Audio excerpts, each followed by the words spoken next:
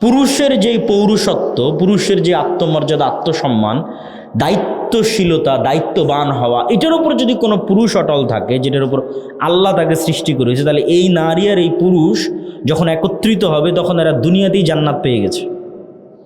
কিন্তু এই স্বভাবজাত বৈশিষ্ট্যের ওপর থেকে তাকে বিকৃত করে দূরে সরানো, এটা শয়তানের প্রজেক্ট। তাহলে কোনো একটা নারী তার কোমলতার ওপর থাকতে পারছে না, তার নমনীয়তার ওপর থাকতে পারছে না বিভিন্ন কারণে। গার্মেন্টসে, স্কুল, কলেজ, চাকরি ক্ষেত্রে প্রতিনিয়ত পুরুষের সাথে উঠা বসা করতে হচ্ছে, পুরুষের সাথে হাসি মুখে মিশতে হচ্ছে। এর মাধ্যমে তার কোমলতা এবং নমনীয়তায় কমতি তৈরি হচ্ছে।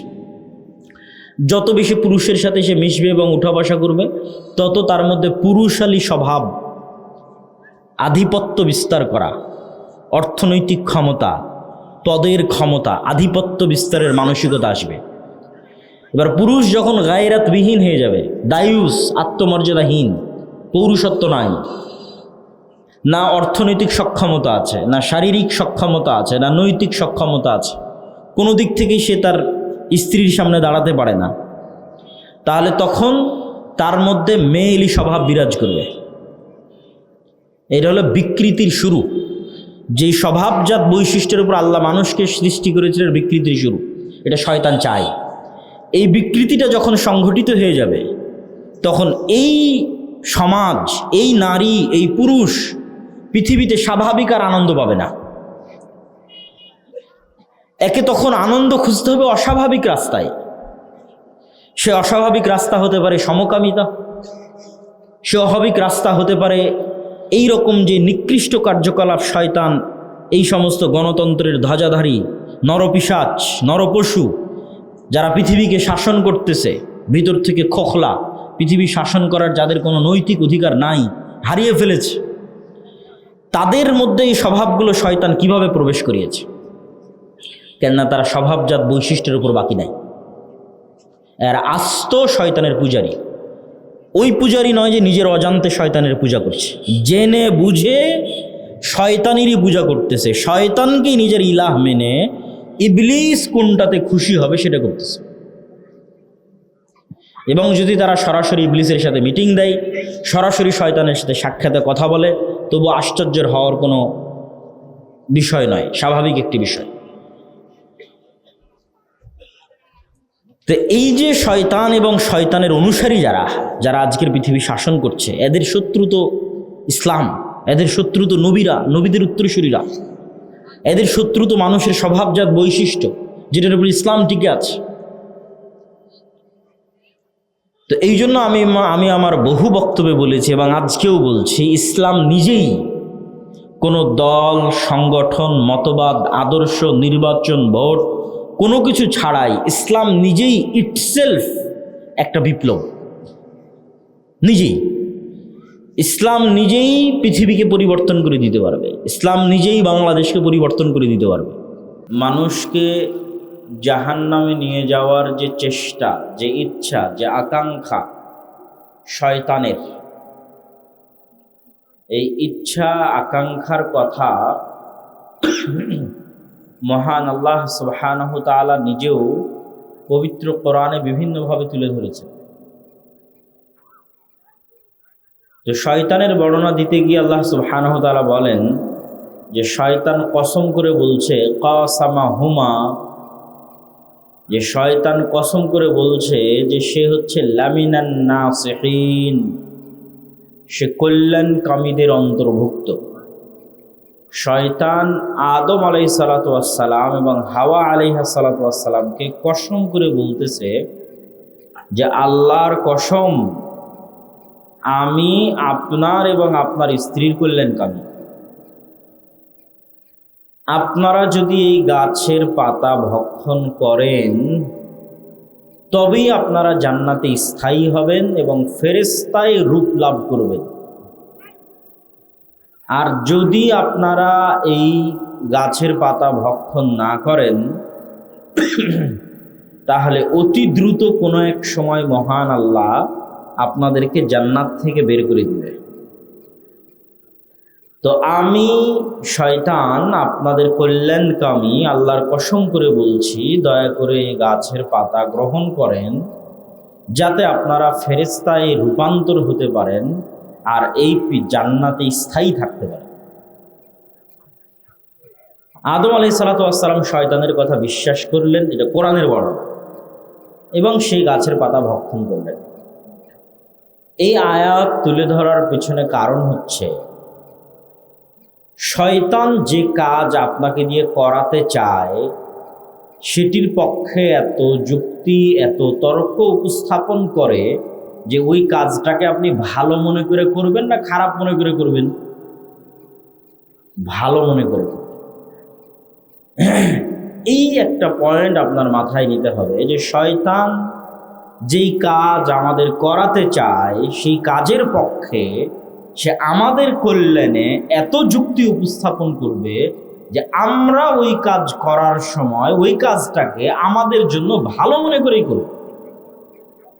খারাপই যদি মনে করতাম তাহলে তার শয়তানের দরকার ছিল। আদম আলাইহিস সালাতু ওয়াস সালাম ওই গাছের পাতা খারাপ মনে করে ভক্ষণ করেন। তারা জান্নাতে থাকবেন স্থায়ী এই আশায়, তাদের কল্যাণ হবে, তারা ফেরেশতা হয়ে যেতে পারবেন এই আশায়। এইগুলো বুঝিয়ে শয়তান ওই কাজে লিপ্ত করিয়েছে।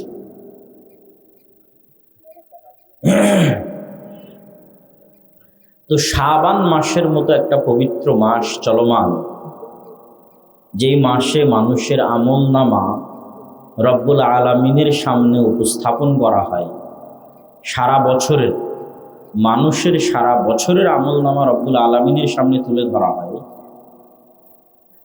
সামনে যে রমাজান আসছে সেই রমাজানের প্রস্তুতি স্বরূপ শাবানে নফল সিয়াম পালন করা জরুরি।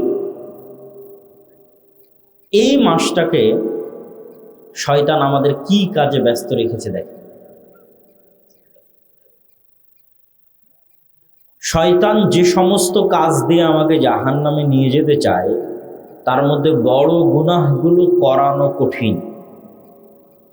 সামাজিক নিয়ম কানুনের কারণে করা কঠিন, চক্ষু লজ্জার কারণে করা কঠিন, মান সম্মানের ভয়ের কারণে করা কঠিন।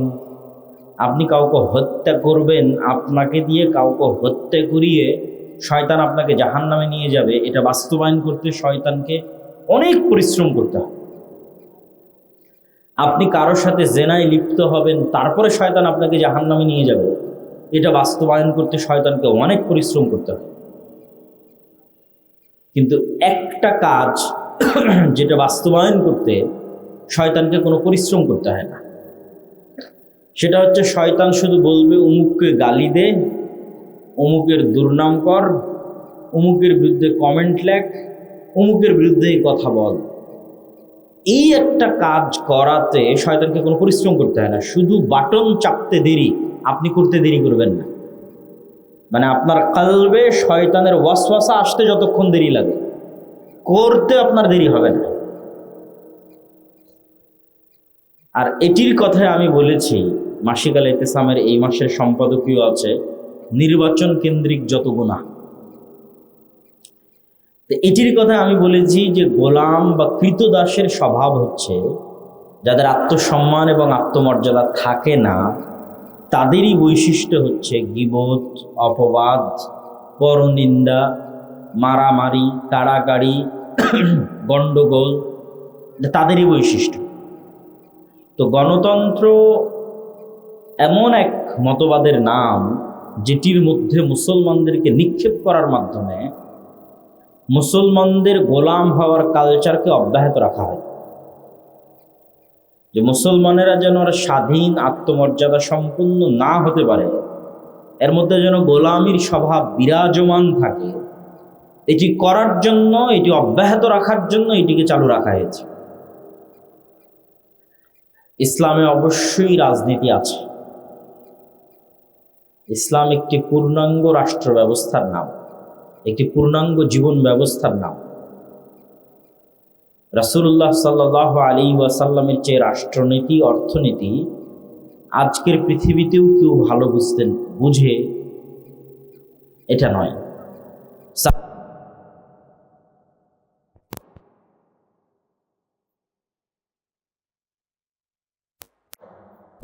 খেলাফার চেয়ে সুন্দর ব্যবস্থা পৃথিবীতে রাষ্ট্র পরিচালনার আছে, এটা অসম্ভব। যারা আমাদেরকে গণতন্ত্রের বুলি আওড়ায় যে তোমরা জপো, জিকির করো, যে গণতন্ত্র গণতন্ত্র এটা জিকির করো, এর বাইরে যাওয়ার সুযোগ নাই। যারা আমাদেরকে মানবতাবাদের দার্স দেয়, আমাদেরকে পড়ায় যে আমাদের কাছ থেকে তোমাদের মানবতা শিখতে হবে, আমাদের কাছ থেকে তোমাদের ন্যায় নীতি শিখতে হবে, আমাদের কাছ থেকে তোমাদের নারীর অধিকার শিখতে হবে, আমাদের কাছ থেকে তোমাদের গণতন্ত্র শিখতে হবে, এগুলো আধুনিক বিশ্বের মানদণ্ড। কিন্তু কিছুদিন আগে অন্তত যারা শিক্ষিত সমাজ, যারা ফেসবুক ইউটিউবে অ্যাক্টিভ থাকেন তারা জানেন। আর আপনারা যদি না জেনে থাকেন তাহলে এতটুকু জেনে নেন যে এতদিন আমরা বক্তব্যে যা বলতাম, আলেম ওলামা মসজিদ মাদ্রাসা, আমরা বক্তব্যে এতদিন যা বলতাম, এটার পক্ষে আল্লাহ প্রমাণ তৈরি করে দিয়েছে তাদের মধ্যে থেকেই যাদের বিষয়ে আমরা বলতাম। প্রমাণ ছিল না, আমরা দাবি করতাম, মানুষ বলতো যে হুজুরেরা জানে না, সেকেলে, এরা অজ্ঞ, এরা মূর্খ, মৌলবাদী, জঙ্গি, এদের কথা বিশ্বাস করা যাবে না, এরা সবসময় ষড়যন্ত্র তত্ত্বে বিশ্বাস করে, এই বলে কত রকমের কথা, তার হিসাব নাই। কিন্তু বিশাল সাম্রাজ্যকেও আল্লাহ পতন করান ছোট বিষয় দিয়ে, ছোট্ট, অতি ছোট্ট একটা নগণ্য বিষয় দিয়ে পতন হয়। তো অ্যাপস্টেইন যে ফাইল উন্মোচন হয়েছে আমেরিকার, আমি মনে করি যে বিশ্বব্যাপী গণতন্ত্রের যে সাম্রাজ্যবাদ প্রতিষ্ঠিত আছে, এটার পতনের কেবল শুরু, এটার পতনের কেবল শুরু। এটার পতন ঘটবেই, কিভাবে ঘটাবে এটা আল্লাহ সুবহানাহু ওয়া তাআলা জানেন। কিন্তু এর কোনো যোগ্যতা নাই পৃথিবী শাসন করার, এটা আমরা দাবি করতাম, এর পক্ষে যুক্তি প্রমাণ ছিল না। এখন দেখা যাচ্ছে যে এই বিশ্বকে যারা মানবতাবাদের দাস দিত, এই বিশ্বে যারা গণতন্ত্রের সবচেয়ে বড় প্রচারক, এই বিশ্বে যার রাতের ঘুম হারাম হয় আমাকে টিকা দেওয়ার জন্য, তাহলে আমাকে টিকা না লাগালে দেখেন মারা যাবে, এই যে ঘুম হারাম বিল গেটসের, কি হিতাকাঙ্ক্ষী বিল গেটস! আমার বিল গেটস মুসলমানের কি হিতাকাঙ্ক্ষী যে মুসলমানের করোনা ভাইরাসের টিকা না দিলে তো মুসলমান মরে যাবে, তো ওকে বাঁচানোর জন্য এখন করোনা ভাইরাসের মুসলমানের টিকা দিতে হবে, এই চিন্তায় ঘুম হয় না বিল গেটসের। সেই বিল গেটস কি করত? সেই বিল গেটস, ডোনাল্ড ট্রাম্প, আরও যারা আছে তাদের নাম ওই ফাইলে এসেছে, এরা জ্যান্ত ছোট ছোট শিশু মেয়ে বাচ্চাদের গোস্ত পর্যন্ত ভক্ষণ করত। তাহলে কি পরিমাণ হিতাকাঙ্ক্ষী! না হিতাকাঙ্ক্ষীর নামে অন্য কিছু এবার বলেন। এবার বুঝেন যে আমাদের ছোট ছোট 9, 10, 11, 12 বছরের ছোট মেয়ে যারা এই বিশ্বের শাসন করছে এখন, তাদের কাছে নিরাপদ নয়। তথা এই বিশ্বের শাসন ব্যবস্থায় যারা বসে আছে প্রত্যেকটা এক একটা নরপশু।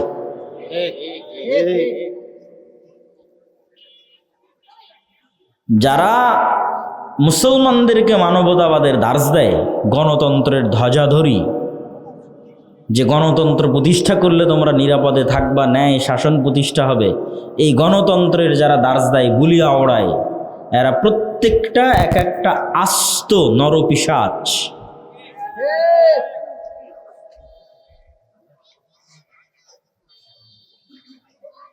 তো যারা জানেন তারা তো জানেন, যারা জানেন না তারা অবশ্যই দেখতে পারেন যে কোন রুচিতে এবং কোন আস্থায় এবং কোন বিশ্বাসে মুসলমানরা এখনও বিশ্বাস করবে, এখনও মনে করবে যে না, নারীদের অধিকার আমাকে পাশ্চাত্য থেকে নিতে হবে, ডুবে মরে যাওয়া উচিত। কোন বিশ্বাসে, কোন আস্থায় এখনও পৃথিবীর মানুষ মনে করবে যে না, আমাকে ন্যায় ইনসাফ প্রতিষ্ঠা করতে গণতন্ত্রের কাছে যেতে হবে। আমি আজকেও বলেছি, আগেও বলেছি, আবারও বলছি যে গণতন্ত্র কেন্দ্রিক এবং আধুনিক যে বিশ্ব শাসন ব্যবস্থা আছে, পুঁজিবাদী ব্যবস্থা, এটার পতনের শুরু। যারা এই পর্যায়ে চলে গেছে, এইরকম হায়েনা হয়ে গেছে যে 9, 10, 11 বছরের মেয়ে শিশুকে সারা পৃথিবী থেকে ক্রয় করে নিয়ে গিয়ে একটা দ্বীপে নিয়ে গিয়ে একত্রিত হয়ে এই সমস্ত বিশ্বের শাসকেরা, অর্থনীতিবিদেরা তাদেরকে ভক্ষণ করবে, তাদের উপর জুলুম চালাবে, তাদের রান্না করা গোস্ত খাবে এবং সরাসরি শয়তানের আস্ত পূজা, যেই শয়তানের নাম আল্লাহ সুবহানাহু ওয়া তাআলা পবিত্র কোরআন মাজিদে বলেছেন বাআলাবাক, বাল নামক মূর্তির পূজা। তো এই সমস্ত কাজ কিন্তু শয়তান চায়, এগুলো কাজ শয়তান পছন্দ করে। যারা শয়তানের দোসর, যারা সত্যিকার অর্থে শয়তানের অনুসারী, তাদেরকে দিয়ে শয়তান এই কাজগুলো করায়। যে যত নিকৃষ্ট থেকে নিকৃষ্ট নিচে নামানো যায় মানুষকে, এটা শয়তানের একটা প্রজেক্ট, যে মানুষকে মানুষের জায়গা থেকে নিচে নামাতে হবে। মানুষকে আল্লাহ ফিতরাতের উপর সৃষ্টি করেছে, ফিতরাতুল, যেই ফিতরাত বাস্তব স্বভাবজাত বৈশিষ্ট্য, এটার উপর আল্লাহ মানুষকে সৃষ্টি করেছে। এবং আল্লাহ বলছে ইসলাম হচ্ছে ফিতরাত, মানে ইসলামে আমি যে বিধিবিধান দিয়েছি এটাই মানুষের বাস্তব অবস্থা। মানুষকে যেইভাবে আমি তৈরি করেছি এটার সাথে শতভাগ খাপ খায়, শতভাগ মিলে, মানুষের সাইকোলজির সাথে, মানুষের চিন্তা চেতনার সাথে, মানুষের শরীরের সাথে একমাত্র মিলবে, সেটার নাম ইসলাম। ইসলাম হচ্ছে ফিতরাত, মানুষের স্বভাবজাত বৈশিষ্ট্য। আর শয়তান কি চায়? মানুষকে স্বভাবজাত বৈশিষ্ট্য থেকে বের করে নিয়ে যেতে চায়। তো যখনই আপনি এই স্বভাবজাত বৈশিষ্ট্যের মধ্যে থাকবেন না, তখনই আপনাকে আনন্দের জন্য আরও বিকৃত, আরও বিকৃত, আরও বিকৃত, আরও নিকৃষ্ট, আরও নিকৃষ্ট, আরও নিকৃষ্ট রাস্তা অবলম্বন করতে হবে, কারণ আপনি স্বভাবজাত স্বভাবের উপর নাই। মানে ইসলামের স্বভাবজাত স্বভাব হচ্ছে আপনি আনন্দ গ্রহণ করবেন আপনার স্ত্রীর কাছে থেকে। আপনার স্ত্রী হচ্ছে লিতাসকুনু ইলাইহা, আপনার প্রশান্তির জায়গা। তাহলে বৈশিষ্ট্যের উপর যদি কোনো মেয়ে টিকে থাকে, মেয়েদের যেই নম্রতা, মেয়েদের যেই কোমলতা, মেয়েদের যেই নমনীয়তা, এটার উপর যদি কোনো মেয়ে টিকে থাকে, স্বভাবজাত যে স্বভাবের উপর আল্লাহ সৃষ্টি করেছে, পুরুষের যেই পৌরুষত্ব, পুরুষের যে আত্মমর্যাদা, আত্মসম্মান, দায়িত্বশীলতা, দায়িত্ববান হওয়া, এটার উপর যদি কোনো পুরুষ অটল থাকে, যেটার উপর আল্লাহ তাকে সৃষ্টি করেছে, তাহলে এই নারী আর এই পুরুষ যখন একত্রিত হবে তখন এরা দুনিয়াতেই জান্নাত পেয়ে গেছে। কিন্তু এই স্বভাবজাত বৈশিষ্ট্যের ওপর থেকে তাকে বিকৃত করে দূরে সরানো, এটা শয়তানের প্রজেক্ট। তাহলে কোনো একটা নারী তার কোমলতার ওপর থাকতে পারছে না, তার নমনীয়তার ওপর থাকতে পারছে না বিভিন্ন কারণে। গার্মেন্টসে, স্কুল, কলেজ, চাকরি ক্ষেত্রে প্রতিনিয়ত পুরুষের সাথে উঠা বসা করতে হচ্ছে, পুরুষের সাথে হাসি মুখে মিশতে হচ্ছে, এর মাধ্যমে তার কোমলতা এবং নমনীয়তায় কমতি তৈরি হচ্ছে। যত বেশি পুরুষের সাথে সে মিশবে এবং উঠা বসা করবে, তত তার মধ্যে পুরুষালী স্বভাব, আধিপত্য বিস্তার করা, অর্থনৈতিক ক্ষমতা, পদের ক্ষমতা, আধিপত্য বিস্তারের মানসিকতা আসবে। এবার পুরুষ যখন গায়রাতবিহীন হয়ে যাবে, দায়ুস, আত্মমর্যাদাহীন, পৌরুষত্ব নাই, না অর্থনৈতিক সক্ষমতা আছে, না শারীরিক সক্ষমতা আছে, না নৈতিক সক্ষমতা আছে, কোনো দিক থেকেই সে তার স্ত্রীর সামনে দাঁড়াতে পারে না, তাহলে তখন তার মধ্যে মেয়েলি স্বভাব বিরাজ করবে। এটা হলো বিকৃতির শুরু। যেই স্বভাবজাত বৈশিষ্ট্যের উপর আল্লাহ মানুষকে সৃষ্টি করেছিলেন, বিকৃতির শুরু, এটা শয়তান চায়। এই বিকৃতিটা যখন সংঘটিত হয়ে যাবে, তখন এই সমাজ, এই নারী, এই পুরুষ পৃথিবীতে স্বাভাবিক আর আনন্দ পাবে না। একে তখন আনন্দ খুঁজতে হবে অস্বাভাবিক রাস্তায়। সে অস্বাভাবিক রাস্তা হতে পারে সমকামিতা, সে অস্বাভাবিক রাস্তা হতে পারে এই রকম যে নিকৃষ্ট কার্যকলাপ শয়তান এই সমস্ত গণতন্ত্রের ধ্বজাধারী নরপিশাচ, নরপশু যারা পৃথিবীকে শাসন করতেছে, ভিতর থেকে খোখলা, পৃথিবী শাসন করার যাদের কোনো নৈতিক অধিকার নাই, হারিয়ে ফেলেছে, তাদের মধ্যে এই স্বভাবগুলো শয়তান কিভাবে প্রবেশ করিয়েছে? কেননা তারা স্বভাবজাত বৈশিষ্ট্যের উপর বাকি নাই। এর আস্ত শয়তানের পূজারী। ওই পূজারী নয় যে নিজের অজান্তে শয়তানের পূজা করছে, জেনে বুঝে শয়তানেরই পূজা করতেছে, শয়তানকে নিজের ইলাহ মেনে ইবলিস কোনটাতে খুশি হবে সেটা করতেছে। এবং যদি তারা সরাসরি ইবলিসের সাথে মিটিং দেয়, সরাসরি শয়তানের সাথে সাক্ষাতে কথা বলে, তবু আশ্চর্যের হওয়ার কোনো বিষয় নয়, স্বাভাবিক একটি বিষয়। তো এই যে শয়তান এবং শয়তানের অনুসারী যারা যারা আজকের পৃথিবী শাসন করছে, এদের শত্রু তো ইসলাম, এদের শত্রু তো নবীরা, নবীদের উত্তরসূরিরা, এদের শত্রু তো মানুষের স্বভাবজাত বৈশিষ্ট্য যেটার উপর ইসলাম টিকে আছে। তো এই জন্য আমি আমার বহু বক্তব্যে বলেছি এবং আজকেও বলছি, ইসলাম নিজেই কোনো দল, সংগঠন, মতবাদ, আদর্শ, নির্বাচন, ভোট কোনো কিছু ছাড়াই ইসলাম নিজেই ইটসেলফ একটা বিপ্লব। নিজেই ইসলাম নিজেই পৃথিবীকে পরিবর্তন করে দিতে পারবে, ইসলাম নিজেই বাংলাদেশকে পরিবর্তন করে দিতে পারবে। কিন্তু ইসলামের ওই জায়গায় আমাদের পৌঁছতে হবে, সেই জায়গায় আমরা পৌঁছতে পারিনি। আমরা এখন যে জায়গায় দাঁড়িয়ে আছি এটার নাম নেফাকি, মোনাফিকি। যেহেতু আমরা শতভাগ 90% মুসলমানের দেশ, আমরা যেহেতু ইসলামের ওই জায়গায় পৌঁছতে পারিনি, তাহলে আমরা দাঁড়িয়ে আছি কোথায়? আমরা মোনাফিকির স্তরে দাঁড়িয়ে আছি। এই মোনাফিকের স্তর থেকে আমাদেরকে পূর্ণতার স্তরের দিকে এগিয়ে যেতে হবে, পরিপূর্ণতার স্তরের দিকে। আর এই পরিপূর্ণতার স্তরের দিকে এগিয়ে যাওয়ার জন্য কট্টরভাবে ইসলাম অনুসরণের বাইরে আর দ্বিতীয় কোনো রাস্তা নেই। শয়তানের অনুসারী যত শক্ত এবং মজবুতভাবে শয়তানের অনুসরণ করে, ইসলামের অনুসারীদেরকে ঠিক ততই কট্টরভাবে ইসলামের অনুসরণ করতে হবে এবং ইসলামের উপর আস্থা রাখতে হবে, ইসলামের উপর বিশ্বাস রাখতে হবে।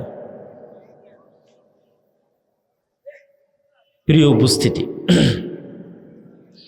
আমরা আলোচনা করছিলাম যে আমাদের যে এই পবিত্র মাস, এই পবিত্র মাস, সামনে যে মাস আসতেছে সেই মাস, এই 2 মাস মিলে আমরা যেই সময়টা পার করতেছি, এই সময়টা আমাদের যেই কাজে লাগানো উচিত সেই কাজে না লাগিয়ে জাহান্নামে নিয়ে যাওয়ার যে সহজ রাস্তা আছে, সেই সহজ রাস্তায় শয়তান আমাদের ব্যস্ত করে রেখেছে। তাহলে কি কাজে লাগানো উচিত? শয়তানের কবল থেকে বাঁচার জন্য, শয়তানের ষড়যন্ত্র থেকে বাঁচার জন্য 2টি ইবাদত খুব গুরুত্বপূর্ণ। একটা ইবাদতের নাম সালাত, আর একটা ইবাদতের নাম সিয়াম। তো সালাত এবং সিয়াম দিয়ে কিভাবে আপনি শয়তানের কবল থেকে বাঁচবেন এটা তো বলবো, একটু বিস্তারিত বলবো। তার আগে শয়তান আপনাকে এই মাসগুলোতে কি কাজে ব্যস্ত রেখেছে সেটা বুঝেন। যে শয়তান আপনাকে দিয়ে জেনা করাতে পারছে না, মানুষকে হত্যা করাতে পারছে না, আর ডট ডট ডট অনেক কাজ করাতে পারছে না। তো শয়তান আপনাকে কোন কাজে ব্যস্ত রাখবে? জিহব্বার গুনাহ। এটা হলো সবচেয়ে সহজে জাহান্নামে নিয়ে যাওয়ার মাধ্যম, সবচেয়ে easy way to go to জাহান্নাম। পৃথিবীর সবচেয়ে সহজ রাস্তা যেটাতে মানুষ জাহান্নামে যায়, এখানে শয়তানের কোনো পরিশ্রম নাই। তো এই সহজ রাস্তায় চলতে মানুষকে সবচেয়ে বেশি উদ্বুদ্ধ করে গণতন্ত্র, নির্বাচন। যে তুমি দ্রুত কেমনে জাহান্নামে যাবা, তো দ্রুত যদি জাহান্নামে যেতে চাও তাহলে তোমার এই জিহ্বা দিয়ে যে যেমন পারো, যার বিরুদ্ধে যেভাবে পারো বলো, গুনাহ কামাও, জাহান্নামে যাও। ইসলামী শাসন ব্যবস্থায় বিভক্তির কোনো সুযোগ নাই। মানে ইসলামের যে রাষ্ট্রীয় থিওরি, রাষ্ট্র প্রতিষ্ঠা হবে, এখানে বিভক্তির কোনো চান্স নাই। দেখেন, আমি আবারও বলছি, ইসলামে পলিটিক্স আছে, কিন্তু গণতন্ত্রের যে ইসলাম, এই ইসলামের যে পলিটিক্স, এটার কিছু ভালো দিকও থাকতে পারে, হতে পারে, আল্লাহ ভালো জানে, কিন্তু কিছু খারাপ দিকও আছে। এই খারাপ দিকটা হচ্ছে সরাসরি ইসলামকে শত্রু বানিয়ে দেওয়া হয়, সরাসরি ইসলাম শত্রুতে পরিণত হয়ে যায়। যেমন গত 17 বছর ছিল, ঠিক আল্লাহ ভালো জানে কি হবে, কিন্তু যেহেতু গণতন্ত্রের রাজনীতি বিভক্তির রাজনীতিকে পছন্দ করে, ইসলাম বিভক্তির রাজনীতি পছন্দ করে না। কেননা বিভক্তি মানে কখনো রাষ্ট্র এক হতে পারে না, আর গণতন্ত্র মানে তোমরা পরস্পর বিভক্ত থাকো আর মারামারি করো। তো এই গণতান্ত্রিক ব্যবস্থার মধ্যে আমি ইসলামের পলিটিক্স করছি, তখন এর বিপরীত পক্ষ যে আছে যদি বিজয় অর্জন করে তাহলে ও পুরো ইসলামকে শত্রু মনে করবে, পুরো ইসলাম। সে এখন যে ইসলামের পক্ষে রাজনীতি করছে, সে যে রাজনীতি করছে না, সে যে মসজিদে আছে, সে যে মাদ্রাসায় আছে, সে যে বক্তব্য দিচ্ছে, সে যে বই লিখছে, সে সব শত্রু, পুরো ইসলাম শত্রু। কে এখন পুরো ইসলামকে শত্রু মনে করছে? আর এক মুসলমানই পুরো ইসলামকে শত্রু মনে করতেছে, আর একটা মুসলমানের সন্তান। এটা তাহলে বানালোকে, আমি ব্যক্তির কোনো দোষ দিচ্ছি না, দলের না, এটাই থিওরি, গণতন্ত্রের যে থিওরি এটা এইভাবেই ডিজাইন করা।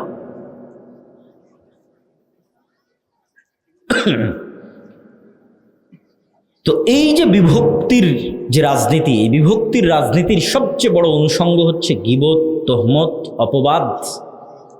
কে কাকে কত নিচে নামাতে পারে, কে কার কত চরিত্র হনন করতে পারে, এটার প্র্যাকটিস। আর এটার প্র্যাকটিস কখনো স্বাধীন নেতার প্র্যাকটিস হতে পারে না, এটার প্র্যাকটিস গোলামের প্র্যাকটিস। মুহাম্মদ সাল্লাল্লাহু আলাইহি ওয়াসাল্লামের 63 বছরের জীবনের একটা উদাহরণ কেউ নিয়ে এসে দিতে পারবে না যে মুহাম্মদ সাল্লাল্লাহু আলাইহি ওয়াসাল্লাম তার শত্রুর চরিত্র হনন করতে চেয়েছেন।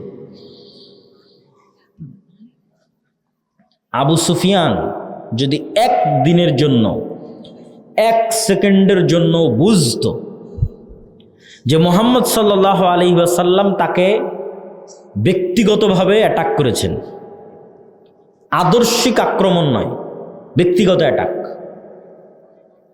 ব্যক্তিগত অ্যাটাক যেমন ধরেন আবু সুফিয়ান কথার কথা বলছে, আবু সুফিয়ান কানা, আবু সুফিয়ান বাঠু, আবু সুফিয়ানের টাকা নাই, আবু সুফিয়ান গরিব, উমুকের ঘরের উমুক, কত রকমভাবে একজনকে ব্যক্তিগত অ্যাটাক করা যায়।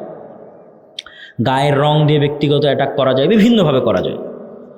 তো যেহেতু আবু সুফিয়ানের সাথে মোহাম্মদ সাল্লাল্লাহু আলাইহি ওয়াসাল্লামের দীর্ঘদিনের দ্বন্দ্ব, তো আবু সুফিয়ান খুব ভালোভাবে জানে যে মোহাম্মদ সাল্লাল্লাহু আলাইহি ওয়াসাল্লাম একদিনের জন্য আবু সুফিয়ানকে ব্যক্তিগত অ্যাটাক করেন, যারে তুই তো এরকম না। এই শত্রুটা শুধু আদর্শিক, যার ফলশ্রুতিতে আবু সুফিয়ান যেদিন ইসলাম গ্রহণ করেছে তার সিদ্ধান্ত বাধা নাই, এখানে কোনো ইগো কাজ করবে না। কেন? মোহাম্মদ সাল্লাল্লাহু আলাইহি ওয়াসাল্লাম কোনোদিন আবু সুফিয়ানকে ব্যক্তিগত আক্রমণ করেইনি। তো যদি ব্যক্তিগত আক্রমণ না করে তাহলে এখানে ভোট কিভাবে আসবে?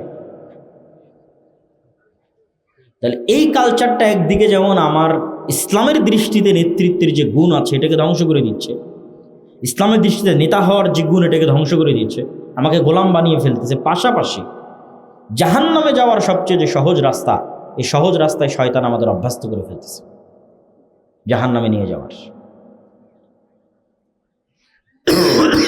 এবার আমরা বলতে চাচ্ছি যে শয়তান যে আমাদের জাহান্নামে নিয়ে যেতে চায়, সেটি থেকে বাঁচতে সালাত এবং সিয়াম এই দুইটা আমাদের কি উপকার দিতে পারে। সিয়াম মানে কি? মারিয়াম আলাইহিস সালাতু ওয়াস সালাম যেই দিন নির্জন এলাকা থেকে লোকালয়ে ফিরে আসতেছেন ঈসা আলাইহিস সালামকে কোলে করে, সেদিন মানুষ তাকে জিজ্ঞেস করতেছে এই ছেলে কোথায় থেকে আসলো, কিভাবে আসলো? তো তিনি উত্তরে বলছেন, ইন্নী নাযারতু লির রহমানি সাওমা ফালান উকাল্লিমাল ইয়াওমা ইনসিয়া। আমি আজকে রহমানের জন্য সিয়াম আছি, এই জন্য আজকে কোনো মানুষের সাথে কথা বলবো না। তাহলে মারিয়াম আলাইহিস সালাতু ওয়াস সালাম সিয়াম আছেন, এই জন্য কথা বলবেন না। আমরা কিন্তু জীবনে কোনোদিন শুনিনি যে সিয়াম থাকলে কথা বলা যায় না। সিয়াম থাকলে কথা বলা যায়। এই আয়াত পেশ করার দ্বারা আমার উদ্দেশ্য হচ্ছে সিয়াম শব্দটা আরবিতে কি অর্থে ব্যবহার হয় দেখেন।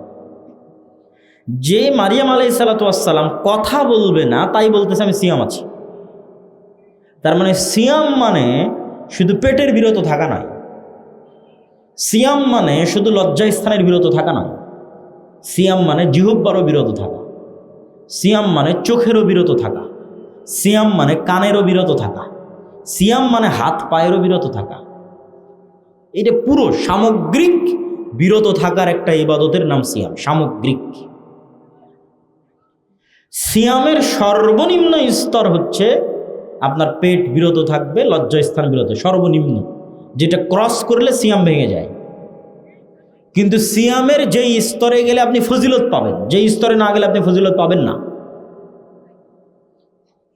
যেই স্তরে গেলে সিয়ামের ফরজ আদায় হওয়ার পাশাপাশি ফজিলতও পাওয়া যাবে, সেটা হচ্ছে বাস্তব, প্রকৃত, রিয়াল সিয়াম। সেটাতে জিহব্বাও সিয়াম আছে, চোখও সিয়াম আছে, কানও সিয়াম আছে, পেটও সিয়াম আছে, লজ্জাস্থানও সিয়াম আছে, হাত পাও সিয়াম আছে। এই সিয়ামে আমরা ফজিলত পাবো, নেকি পাবো। এই সিয়াম আমাদেরকে শয়তানের বিরুদ্ধে যুদ্ধ করার প্রশিক্ষণ দিচ্ছে। এটা শয়তানের বিরুদ্ধে প্রশিক্ষণের একটা কোর্স, 30 দিন একটানা। শুধু না খেয়ে থাকলাম, তারপরে সব অন্যায়ে ব্যস্ত থাকলাম, সালাতের ধার ধারলাম না, জিহুব্বাকে মানুষের নিন্দা গীবতে ব্যস্ত রাখলাম, কানকে গান শ্রবণে ব্যস্ত রাখলাম, চোখকে অশ্লীল দৃশ্য দেখায় ব্যস্ত রাখলাম। এই সিয়ামের কোনো দাম নাই। এই সিয়াম তো শয়তানের বিরুদ্ধে যুদ্ধ হলো না। এই সিয়াম তো আমাকে লাআল্লাকুম তাত্তাকুন, বেঁচে থাকার, বিরত থাকার প্র্যাকটিস দিতে পারলো না। তাত্তাকুনের শাব্দিক অর্থ কি? বেঁচে বেঁচে চলা, পারহেজগার না উর্দুতে বলে, সেখান থেকে এসেছে পরহেজগার। উর্দুতে যখন কোনো মানুষ অসুস্থ হয় তখন ডাক্তার বলে খানে মে থোড়া পরহেজগারকে চলনা, মানে খাবারে একটু বেছে বেছে চলিও, পরহেজগারকে চলনা, বেছে বেছে চলিও। ওইটাকে মুত্তাকিকে তখন উর্দুতে বলেছে পরহেজগার, আমরা বলেছি পরহেজগার। তার মানে যে বেছে বেছে চলে। তাহলে বেছে বেছে চলার প্র্যাকটিসটা কোথায় হচ্ছে? লাআল্লাকুম তাত্তাকুন, ইয়া আইয়ুহাল্লাযীনা আমানু কুতিবা আলাইকুমুস সিয়াম, তোমাদের উপর সিয়াম ফরজ করা হয়েছে। কামা কুতিবা আলাল্লাযীনা মিন ক্বাবলিকুম, যেমন তোমাদের পূর্ববর্তীদের উপর ফরজ করা হয়েছে। লাআল্লাকুম তাত্তাকুন, যেন তোমরা বেছে বেছে চলার প্রশিক্ষণ নিতে পারো, বিরত থাকার প্র্যাকটিস করতে পারো শয়তানের বিরুদ্ধে। তাহলে এই বিরত থাকাটা তখনই পূর্ণাঙ্গতা পাবে যখন আপনার জিহুব্বা বিরত আছে, চোখ বিরত আছে, কান বিরত আছে, পেট বিরত আছে, লজ্জাস্থান বিরত আছে, হাত এবং পা বিরত আছে। এবার আপনি পুরো 1 মাস শয়তানের বিরুদ্ধে যুদ্ধ করার প্রশিক্ষণ নিলেন, বিরত থাকার প্রশিক্ষণ নিলেন। প্রিয় উপস্থিতি, যেই সমস্ত বিষয়ের মাধ্যমে শয়তান মানুষকে ঘায়েল করতে চায় তার অন্যতম 3টি বিষয় হচ্ছে অত্যাধিক খাওয়া, অত্যাধিক ঘুমানো, অত্যাধিক কথা বলা।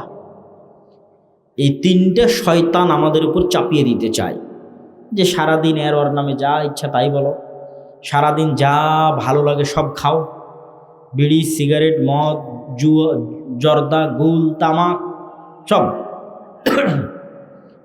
আর যত বেশি পরিমাণ পারো একদম রাত থেকে শুরু করে, ফজর থেকে শুরু করে 10টা, 11টা, 12টা পর্যন্ত ঘুমাও।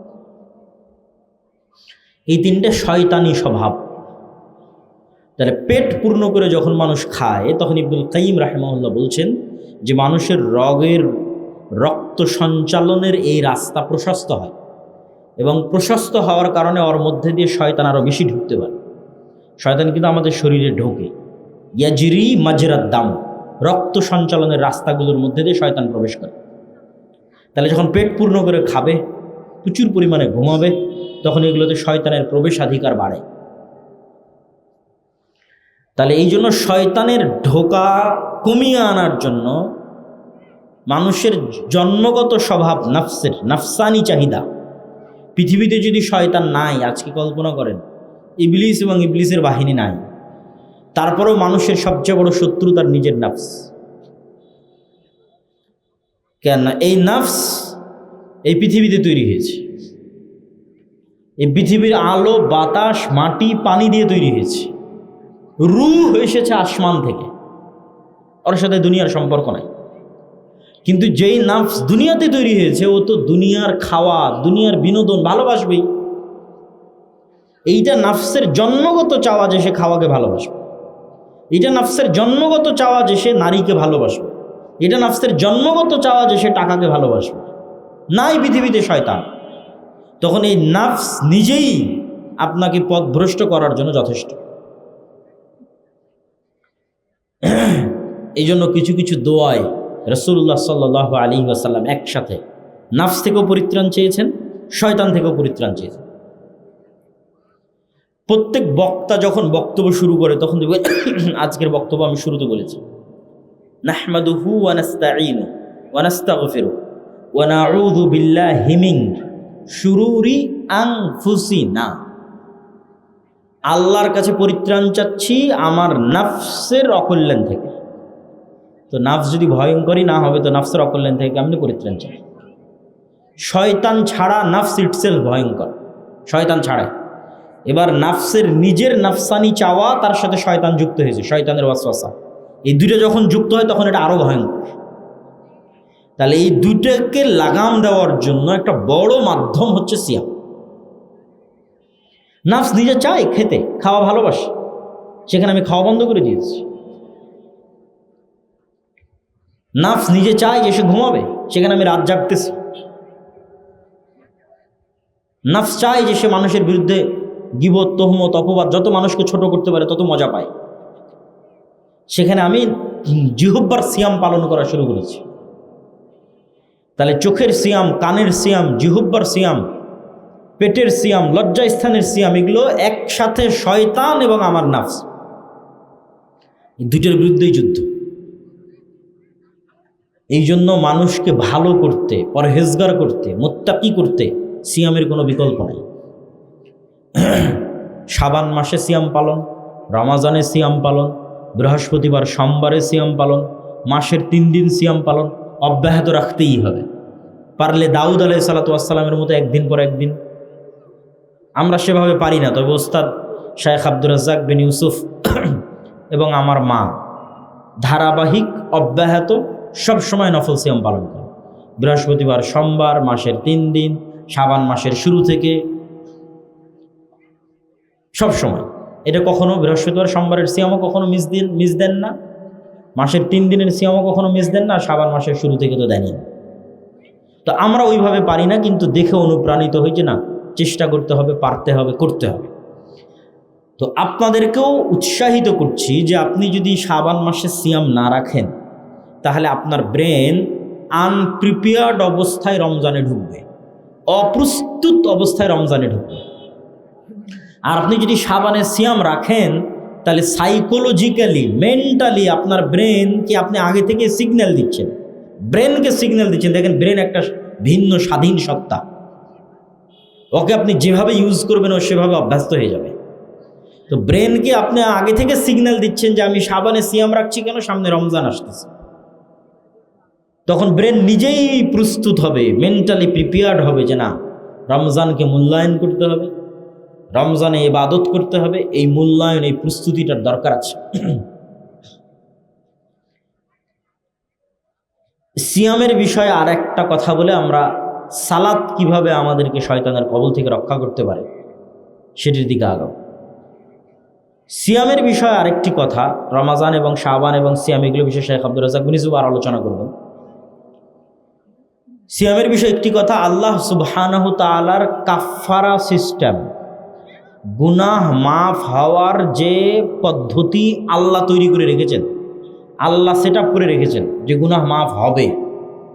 এই পদ্ধতিতে আপনি জেহারের কাফারা বলেন, কসম ভঙ্গের কাফারা বলেন, দিনের বেলা রমজান মাসে স্ত্রীর কাছে যাওয়ার গুনাহের কাফারা বলেন, হজ বা উমরায় ভুল হলে দম দেওয়ার কাফারা বলেন, অনিচ্ছাকৃত কোনো মানুষকে হত্যা করলে দিয়াতের কাফারা বলেন, এই প্রত্যেকটা গুনাহ, কথা যত গুনাহের কাফারা আল্লাহ দিয়েছে পৃথিবীতে,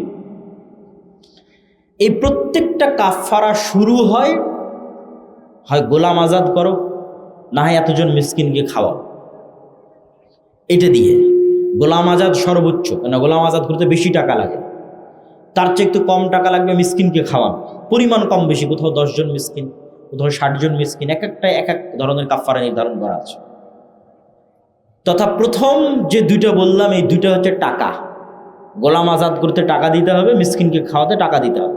তথা পকেট থেকে টাকা আল্লাহর রাস্তায় বের হলে গুনাহ মাফ হয়। এটা কাফারা সিস্টেমকে দেখলে বোঝা যায় যে আল্লাহ কিভাবে কাফারার সিস্টেম নির্ধারণ করেছে। 2 নাম্বার, যখন এই দুইটার কোনোটাই কেউ পারে না তখন বলে সিয়াম রাখো। যে কোনো কাফারা আপনি উঠিয়ে দেখেন, এখান থেকে গিয়ে যে কোনো ফতোয়ার বই, যে কোনো মাস্তা মাসাইলের বই খুলে আপনি দেখেন, যে কাফারায় আল্লাহ কি বলছে, গোলাম আজাদ করো, মিসকিনকে খাওয়াও, এগুলোর একটাও পারছো না। মানে টাকার রাস্তা যখন শেষ, টাকার সক্ষমতা যখন শেষ, তখন এবার বলে এতদিন সিয়াম রাখো। তাহলে কোথাও বলা আছে 3 দিন সিয়াম রাখো, কোনোটাতে বলা আছে 10 দিন সিয়াম রাখো, কোনোটা বলেছে একটানা 60 দিন সিয়াম রাখো। তার মানে আল্লাহর কাফফারা সিস্টেমে গুনাহ মাফ হওয়ার একটা বড় মাধ্যম সিয়াম। বলেন আল্লাহু আকবার। পৃথিবীর যে কোনো গুনাহ অত্যধিক সিয়াম দিয়ে মাফ হয়ে যেতে পারে। পৃথিবীর যে কোনো গুনাহ অত্যধিক সিয়াম দিয়ে কাফফারা হিসেবে গণ্য হয়ে যেতে পারে, গুনাহ মিটিয়ে দিতে পারে। প্রিয় উপস্থিতি, সালাত শয়তানের যে আধিপত্য আমাদের নিজের নাফসের উপর, এই আধিপত্য যদি আপনি ভাঙতে চান, ঘরে বসে থেকে ভাঙ্গার কোনো সুযোগ নাই, ঘুমিয়ে শুয়ে বসে ভাঙ্গার কোনো সুযোগ নাই। আমি শয়তানের গোলাম অবস্থায় আছি, কথার কথা।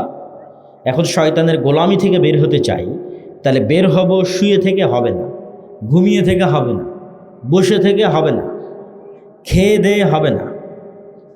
আমি শয়তানের গোলাম অবস্থায় আছি, বের হতে চাই শয়তানের গোলামি থেকে, এর জন্য কাজ করতে হবে। পৃথিবীতে কোনো কিছুই কাজ করা ছাড়া হাসিল হয় না, পরিশ্রম ছাড়া হাসিল হয় না, প্রশিক্ষণ ছাড়া হাসিল হয় না। আপনি আর্মিতে জব করে ঢোকেন, আপনাকে 10 কিলোমিটার দৌড়াবে, দৌড়াও 10 কিলোমিটার একটানা, প্রতিদিন সকালে পিটি করো। কেন? কাজ না করলে তো শরীর ফিট থাকবে না। শরীরকে যে ফিট রাখবে, কি দিয়ে ফিট রাখবে? যদি ব্যায়াম না করে, ফিজিক্যাল এক্সারসাইজ না করে। তো শরীরের সুস্থতা অসুস্থতা যেমন একদম হুবহু মানুষের নাফসের সুস্থতা অসুস্থ, এটা আমরা বুঝি না, আমাদের বুঝার বাইরে। যেমন শরীরের সুস্থতা অসুস্থতার, আপনি আজকে এখনই যান যে আপনি অসুস্থ, মেডিকেলে গেলেন, মেডিকেলে গিয়ে চেক আপ করেন, বলবে আপনার এই ভিটামিন শর্ট আছে, ভিটামিন সি নাই। ভিটামিন সি নাই, এই জন্য আপনার ঠোঁট ফাটে। ভিটামিন সি নাই, এই জন্য মুখে ঘা হয়েছে। ভিটামিন ডি নাই, এই জন্য হাঁটুতে ব্যথা। তাহলে কোনো একটার কমতিতে আপনি অসুস্থ হয়ে যাচ্ছেন। আবার কোনো একটার মাত্রাতিরিক্ত বেশি হলে আপনি অসুস্থ। বলে সুগার লেভেল যেমন থাকার কথা তেমন নাই, 5, 6, 7 থাকবে, 13, 14, 15 হয়ে বসে আছে, তাহলে আপনি অসুস্থ। কেন? এখানে বিষ বেশি হয়ে গেছে, বিষ ঢুকে গেছে শরীরের মধ্যে, ভাইরাস ঢুকে গেছে। তাহলে এই যে শরীরের সুস্থতা এবং অসুস্থতা যেমন হুবহু, এইরকমই নাফসের সুস্থতা অসুস্থতা। নাফসের ভিটামিন নাই, নাফস যেখান থেকে ভিটামিন নিবে সে ভিটামিনগুলো নাই। একদিকে তো ভিটামিন নাই, আর একদিকে যে বিষগুলো থাকলে নাফস অসুস্থ হবে, ওই বিষগুলো প্রতিনিয়ত ঢুকতেছে। তাহলে নাফসের ভিটামিনের অভাব, প্রোটিনের অভাব, ক্যালোরির অভাব কি?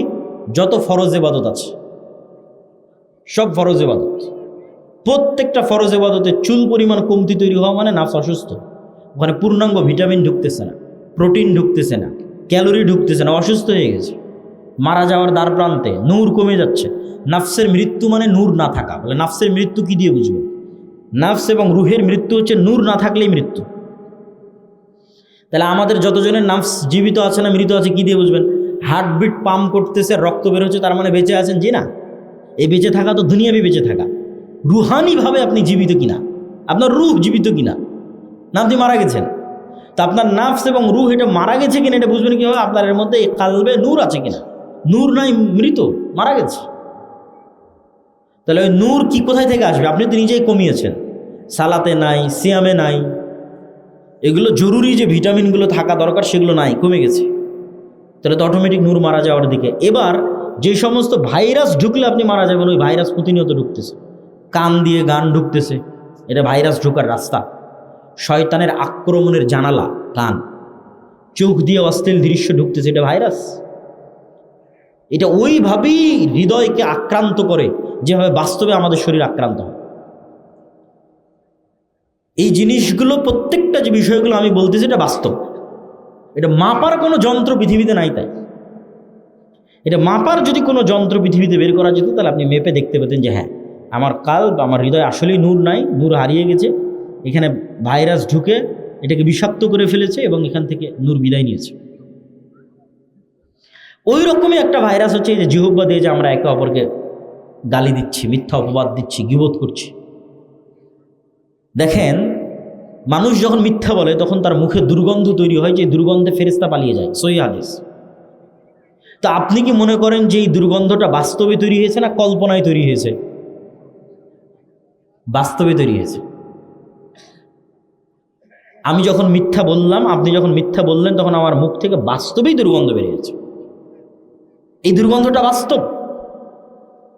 কিন্তু ওই দুর্গন্ধটা যেই লেভেলে ফিল করা যাবে, ওই লেভেলের মতো সূক্ষ্ম গন্ধ নেওয়ার ক্ষমতাই নাকের নাই, কিন্তু দুর্গন্ধ বাস্তবে বেরিয়েছে।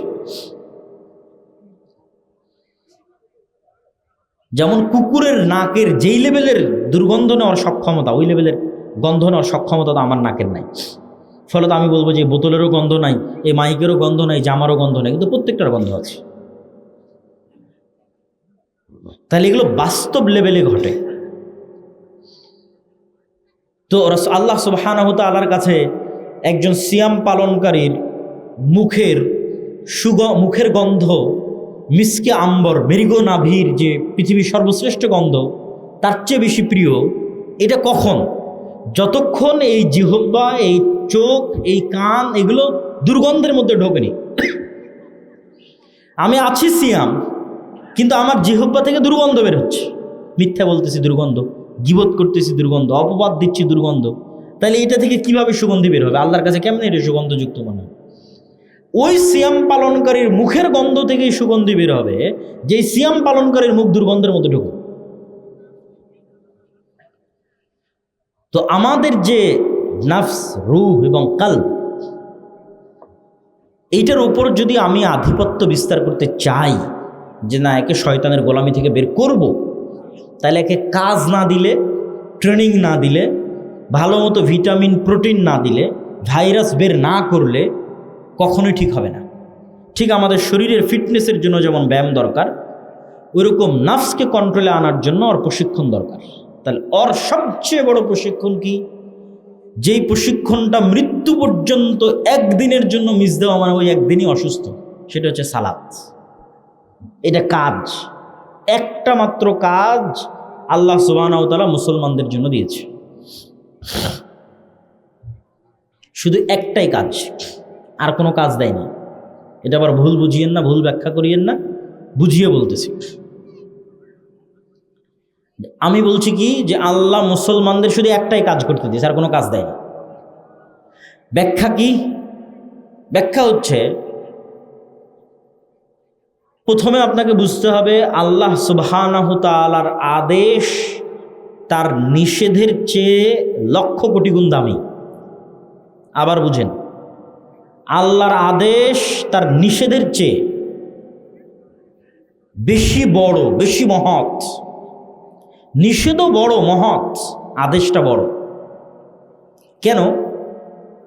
একটা প্রতিষ্ঠান আপনি চালু করেছেন, এটাও একটা মাদ্রাসার প্রোগ্রাম। একটা প্রতিষ্ঠানের নিয়ম কানুন ঠিক রাখার জন্য অনেক নিষেধ আছে। ফোন চালানো যাবে না, এতটার পরে ঘুমানো যাবে না, এই প্যান্ট পরা যাবে না, এই কাপড় পরা যাবে না, মাদ্রাসায় ধরেন অসংখ্য নিষেধ আছে। আপনি এখন সব নিষেধগুলো ফলো করলেন, কিন্তু ওই মাদ্রাসায় এতগুলো নিষেধ দেওয়া আছে যেই কাজটাকে ভালো করে করার জন্য। ওকে ফোন চালাতে দিবে না, এটা নিষেধ করে রেখেছে।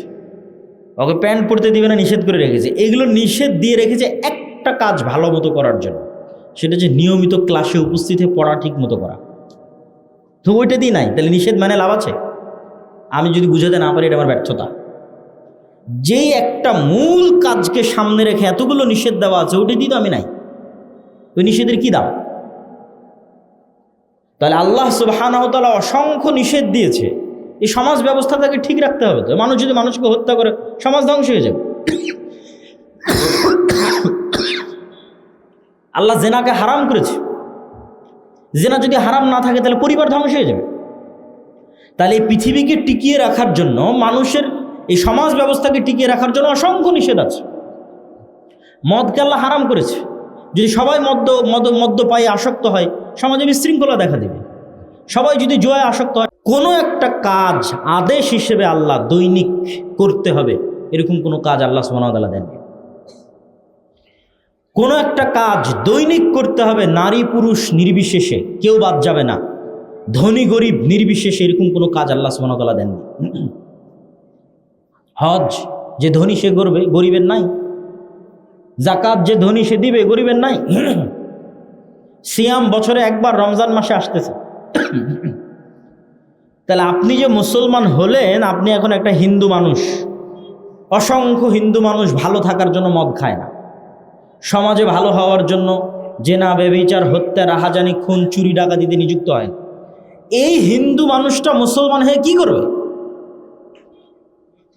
এই মানুষটা তো আগে থেকে মদ খায় না, তোর কাজ কি? ওকে তো আর আপনি বলতে পারছেন বাবা তুমি হিন্দু থেকে মুসলমান হলা, তুমি তো মদ খাও না। তুমি বললে ভাই আমি তো আগে থেকে মদ খাই। কত লক্ষ লক্ষ খ্রিস্টান নেবেন, চুরি চামারি ডাকাতি অন্যায় করে না। তাহলে বাবা তুমি তো খ্রিস্টান থেকে ইসলাম গ্রহণ করলো, তো ইসলামের নিয়ম হচ্ছে চুরি চামারি করা যাবে না। তাহলে আমি তো আগে থেকে চুরি চামারি করি। তো ও খ্রিস্টান যে মুসলমান হবে, হিন্দু যে মুসলমান হবে, ভালো খ্রিস্টান ভালো হিন্দু মুসলমান হয়ে করবে কি?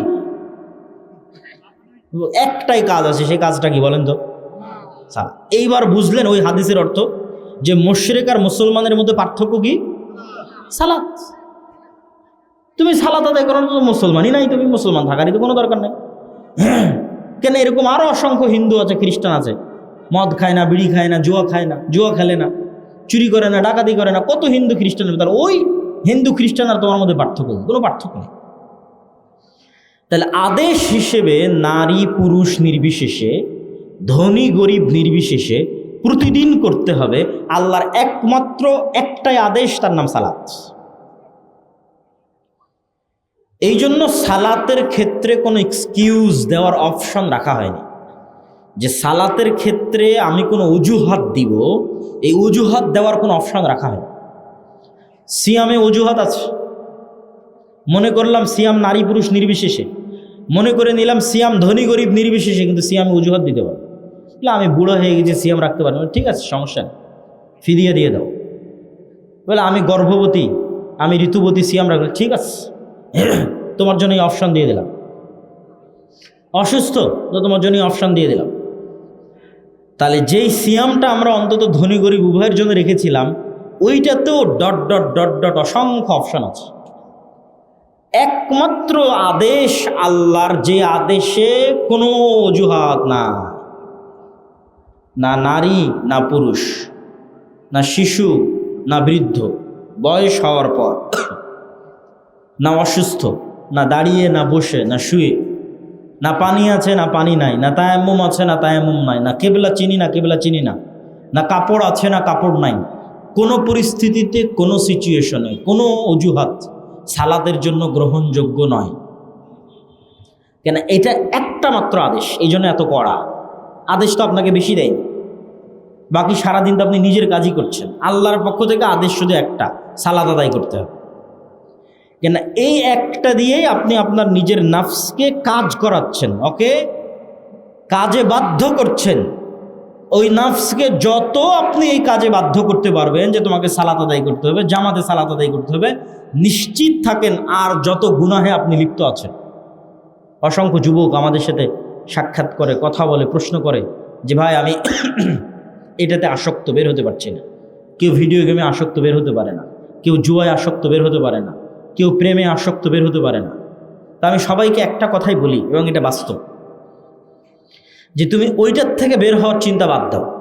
তুমি আগে কনফার্ম করো যে তুমি 5 ওয়াক্ত সালাত অন্তত 40 দিন একটানা জামাতের সাথে মসজিদে তাকবীরে তাহরিমার সাথে পড়তে পারছো তো। কেননা তুমি প্রেমে আসক্ত কেন? তোমার নিজের নাফসের উপর তোমার কন্ট্রোল নাই। তুমি জুয়ায় আসক্ত কেন? তোমার নাফসের উপর তোমার কন্ট্রোল নাই। তুমি নেশায় আসক্ত কেন? তোমার নাফসের উপর তোমার কন্ট্রোল নাই। তাহলে আগে তো তোমার নাফসের উপর কন্ট্রোল প্রতিষ্ঠা করতে হবে, তারপরে না তুমি এগুলো থেকে বের হবা। তো প্রতিষ্ঠা তো আর তুমি শুয়ে বসে ঘুমিয়ে করতে পারবে না, কাজ করতে হবে। সেই কাজটা কি? সেটা সালাত। এই একটা কাজ দিয়ে তুমি তোমার নিজের নাফসের উপর তোমার কন্ট্রোল প্রতিষ্ঠা করবা শয়তানের কন্ট্রোল থেকে।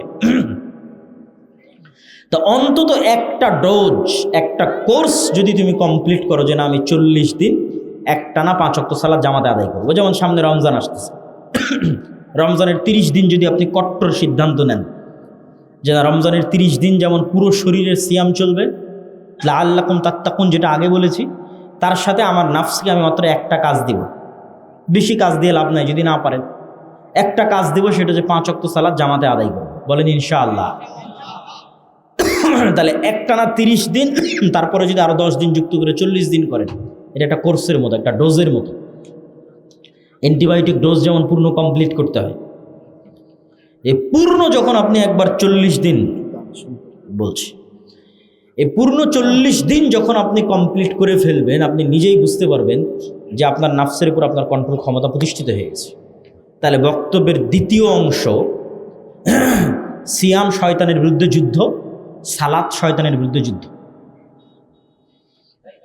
যে অংশ দিয়ে বক্তব্য শেষ করব সে অংশটা হচ্ছে সালাত জিকির, এটা সব শেষে বলে বক্তব্য শেষ করব। তার আগে 2 মিনিট আপনাদের এই প্রতিষ্ঠান সম্পর্কে কথা।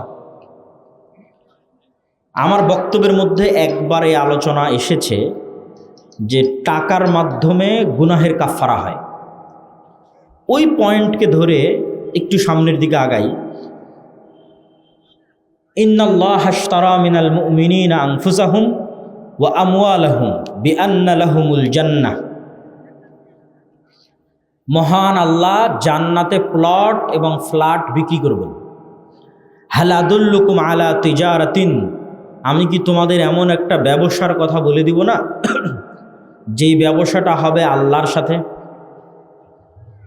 তো ব্যবসা হবে আল্লাহর সাথে, আল্লাহ বিক্রি করবে কি? জান্নাতের প্লট এবং জান্নাতের ফ্ল্যাট এবং জান্নাতের বাগান, জান্নাতের ঝর্ণা, জান্নাতের ঘর, জান্নাতের গাছ।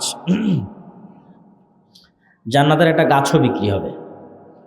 একজন সাহাবী জান্নাতের একটা খেজুর গাছ কিনেছেন পুরো একটা বাগানের বিনিময়ে, পুরো একটা খেজুর বাগানের বিনিময়ে জান্নাতের একটা গাছ কিনেছেন। যেটা সংক্ষিপ্ত ঘটনা হচ্ছে, একজন গরিব সাহাবী রাসূল সাল্লাল্লাহু আলাইহি সাল্লামের কাছে এসে বলছিলেন যে আল্লাহর নবী, আমার বাড়ির পাশে একজনের খেজুরের গাছ আছে, গাছটা হেলে আমার বাড়ির মধ্যে চলে এসেছে। তো আমার ছোট ছোট শিশু বাচ্চারা ওই খেজুর গাছের থেকে খেজুর পাড়ে। তো ওই ধনী ব্যক্তিটা বকাঝকা করে। আল্লাহর নবী ওই ব্যক্তিকে ডেকে বললেন, তুমি এই খেজুর গাছটা জান্নাতে একটা খেজুর গাছের বিনিময়ে এই গরিবকে দিয়ে দাও। তো এই ব্যক্তি রাজি হলো না।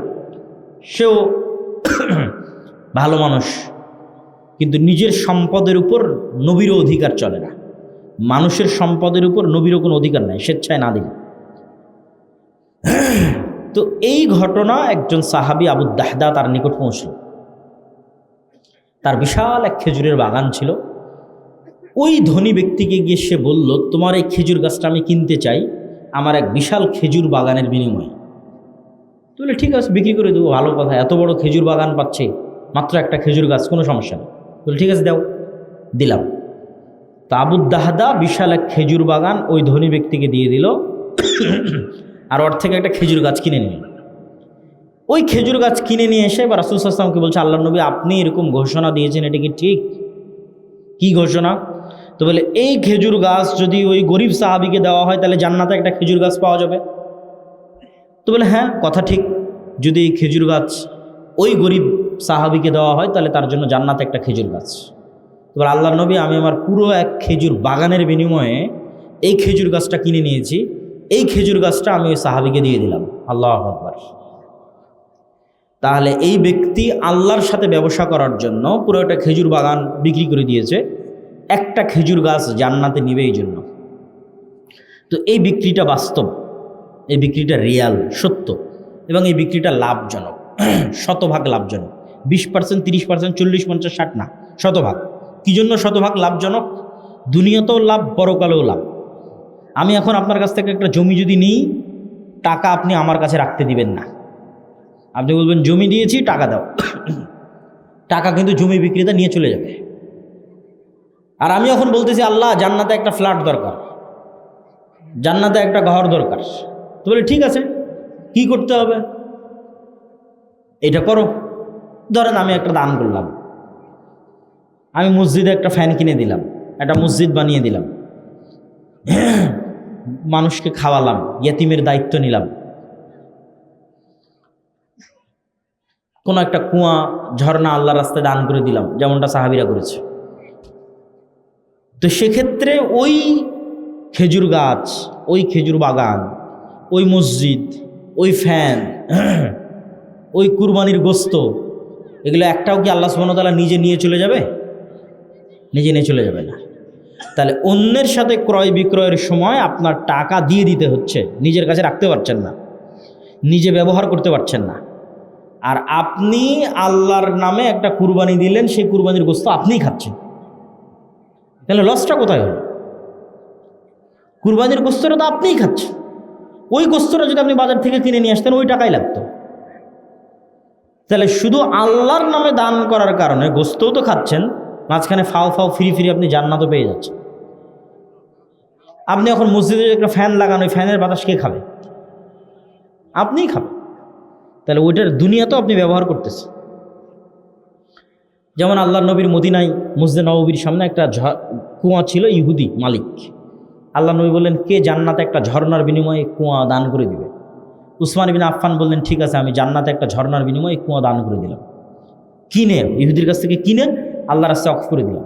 তো উসমান যে কুয়া কিনে আল্লাহর রাস্তায় অফ করে দিল, তো ওই কুয়া কি আল্লাহ উঠিয়ে নিয়ে চলে যাবে নাকি? যে ওসমান, তোমার কাছে জান্নাতে একটা ঝর্ণা বিক্রি করেছে, এখন কুয়া দিয়ে দাও। না, ওই কুয়াতে কে উজু করবে? উসমান নিজে উজু করবে। তাহলে আপনি যেটা দান করতেছেন, ওইটা আপনার নিজেরও ব্যবহার করার সুযোগ থাকতেছে। আপনি একটা মাদ্রাসায় যদি জমি দান করেন, মাদ্রাসায় যদি টাকা পয়সা দেন, ওখানে কার ছেলে মেয়ে পড়াশোনা করবে? আপনার ছেলে মেয়ে পড়াশোনা করবে। ওখানে যদি কেউ চাকরি করে 2-5 টাকা বেতন পায়, এই গ্রামের মানুষজনই সেই বেতনটা পাবে। তাহলে টাকা পয়সা ব্যবহার সব আপনার কাছেই থাকতেছে, শুধু মধ্যে থেকে ফিরি আল্লাহ আপনাকে জান্নাত দিয়ে দিচ্ছে। এই জন্য বলা হয়েছে আল্লাহর সাথে ব্যবসা শতভাগ লাভজনক, এখানে লসের কোনো চান্স নাই। লাভের 2 নম্বর পয়েন্ট, শতভাগ লাভের 2 নম্বর পয়েন্ট, সেটা কি? আল্লাহ সুবহানাহু তাআলার কাছে যদি কেউ টাকা জমা রাখে, ব্যাংকে টাকা জমা রাখলে যেমন বৈধ অবৈধ উপায়ে মুনাফা এবং সুদ ভিত্তিতে পার্সেন্টেজ বাড়ে, আল্লাহ বলছেন আমার কাছে কোনো টাকা জমা থাকলে আমি সেটা বাড়াই, বাড়াতে বাড়াতে বাড়াতে বাড়াতে 700 গুণ পর্যন্ত বাড়াই, চাইলে আরও বাড়াই। আল্লাহু আকবার। তাহলে আপনি দান করবেন 1 টাকা, কিন্তু কিয়ামতের মাঠে উঠে দেখবেন যে আপনি 700 কোটি টাকার মালিক, 7,000 কোটি টাকার মালিক। কেন? ওটা বাড়তে থেকেছে। আল্লাহ সুবহানাহু ওয়া তাআলা 700 গুণ পর্যন্ত বাড়াবে, দয়া করলে আরও বাড়াবে। তাহলে এই জন্য আল্লাহ সুবহানাহু ওয়া তাআলার কাছে টাকা জমা রাখলে কোনো লস নাই। আর কাফফারার পয়েন্ট থেকে যেটা আমি বুঝাতে চাই মানুষকে, কাফফারার যে আলোচনাটা শুরুতে করেছিলাম, যে দুনিয়াতে কাফফারা হচ্ছে টাকা দিয়ে, এটা বলতে চাই কিয়ামতের মাঠেও কাফফারা হবে টাকা দিয়ে। পারবেন? কিয়ামতের মাঠে যে কোনো ইবাদতের কমতি এবং যে কোনো গুনাহ টাকার ক্ষমতা দিয়ে কভার দেওয়া সম্ভব। শিরক নয়, কিন্তু শিরক ছাড়া। তথা আপনি যদি কিয়ামতের মাঠে কোটি কোটি টাকার মালিক হন, তাহলে এখন কার নামে গীবত করেছেন, কার নামে অপবাদ দিয়েছেন, কোথায় কোন ইবাদতে কমতি থেকেছে, কোথায় কোন গুনাহ করেছেন, সবগুলো কভার দেওয়া সম্ভব ওই টাকার দাম থেকে। কভার দিয়ে তখন আপনি জান্নাতে যেতে পারবেন। তাহলে দুনিয়াতে যেমন মানুষের কোটি কোটি টাকা থাকলে মামলা মোকদ্দমা হয়ে গেলে বাঁচতে পারে, মেডিকেল ক্লিনিক হয়ে গেলে টাকার জোরে কোনো না কোনোভাবে বের হয়ে আসতে পারে, কিয়ামতের মাঠেও মানুষ টাকার সেই ক্ষমতা ব্যবহার করতে পারবে। কিন্তু শর্ত হচ্ছে কিয়ামতের মাঠে নতুন করে ধনী হওয়ার কোনো রাস্তা নাই। ধনী দুনিয়াতে হয়েই যেতে হবে। যে আমি কিয়ামতের মাঠে ধনী অবস্থায় উঠতে চাই, এই মর্মে কিয়ামতের অ্যাকাউন্টে টাকা জমা করেই যেতে হবে দুনিয়া থেকে।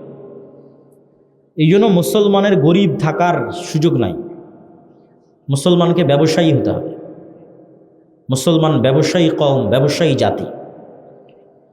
তো আজকের এই রাজপাট জামিয়া সালাফিয়া মহিলা মাদ্রাসার জন্য আপনারা অবশ্যই আপনাদের যে দান, সাদাকা, জাকাত, ওসর, যেটা যেভাবে সম্ভব সেভাবে অংশগ্রহণ করবেন। এবং আজকের বৈঠকি দানেও যার যার পক্ষে অংশগ্রহণ করা সম্ভব তারা অংশগ্রহণ করবেন। স্টেজে যারা আছে তারাও অংশগ্রহণ করবেন। এবং আপনাদের মধ্যে যারা স্বেচ্ছাসেবক যাবে তাদের কাছে আপনারা সেই সহযোগিতাটা পৌঁছে দেবেন। কই আপনাদের স্বেচ্ছাসেবক কোথায়? জি,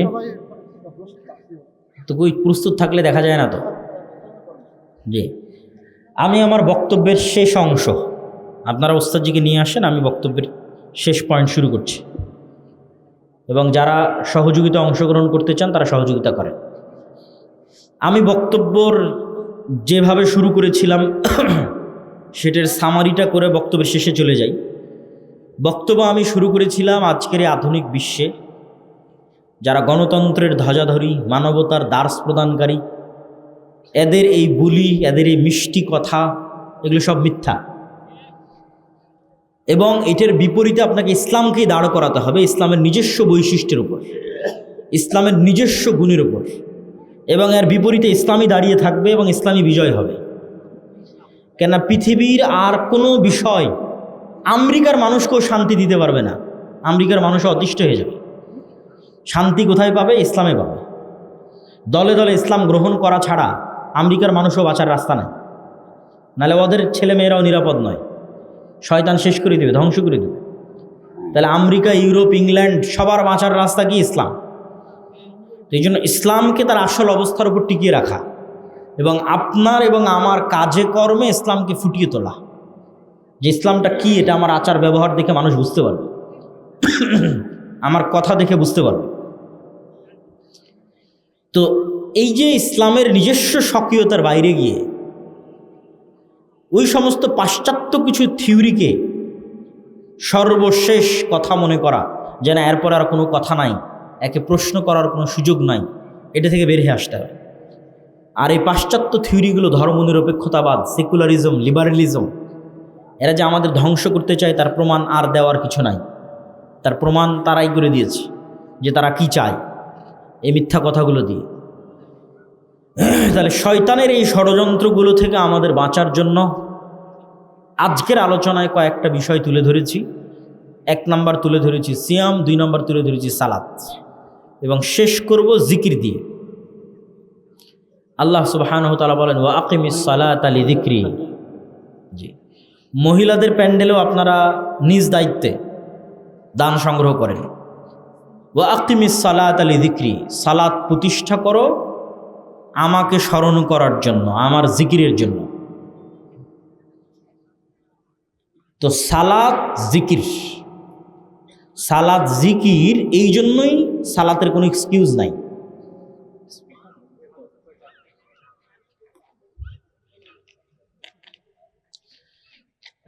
বিসমিল্লাহ বলতে, আলহামদুলিল্লাহ বলতে, সুবহানাল্লাহ বলতে, আল্লাহু আকবার বলতে কিবলা লাগে না, মসজিদ লাগে না, পবিত্র হওয়া লাগে না, উজু লাগে না, তায়াম্মুম লাগে না, জিকির সবসময় করা যায়।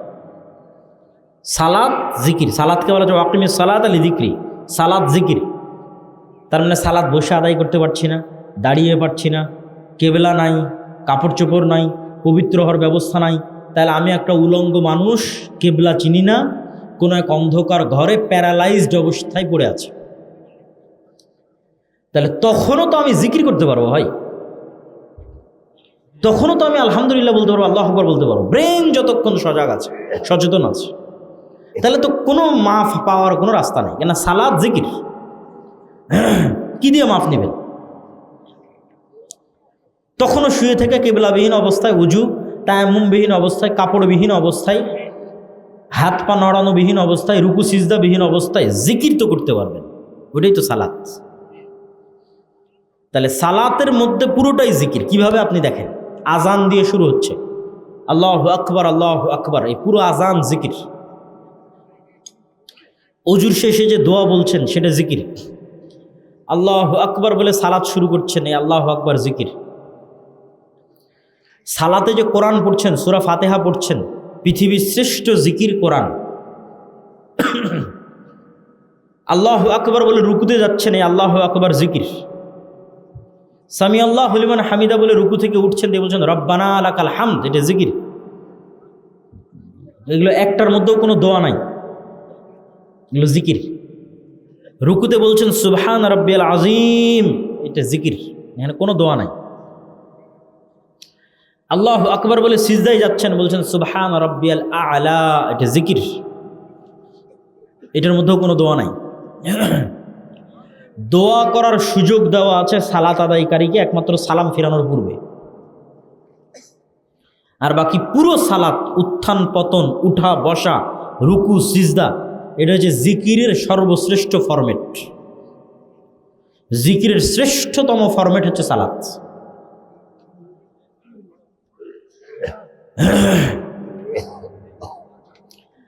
জিকির কেন শক্তিশালী, জিকির কেন পাওয়ারফুল, এটা আমি আমার বহু বক্তব্যে তুলে ধরেছি।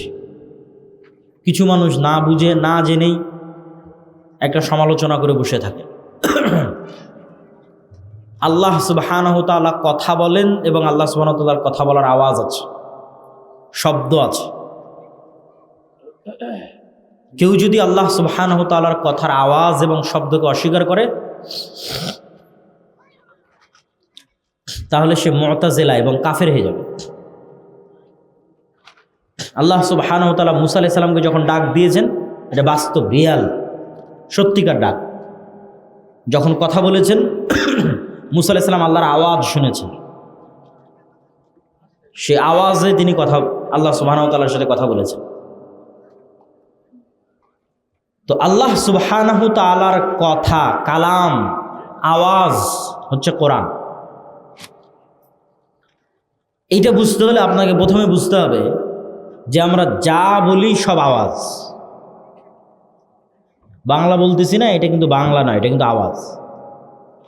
আমার ব্রেন কিন্তু এই বাংলাটা বোঝে না, আমার ব্রেন একটা কম্পমান ওয়েভ, ওইটা বোঝে।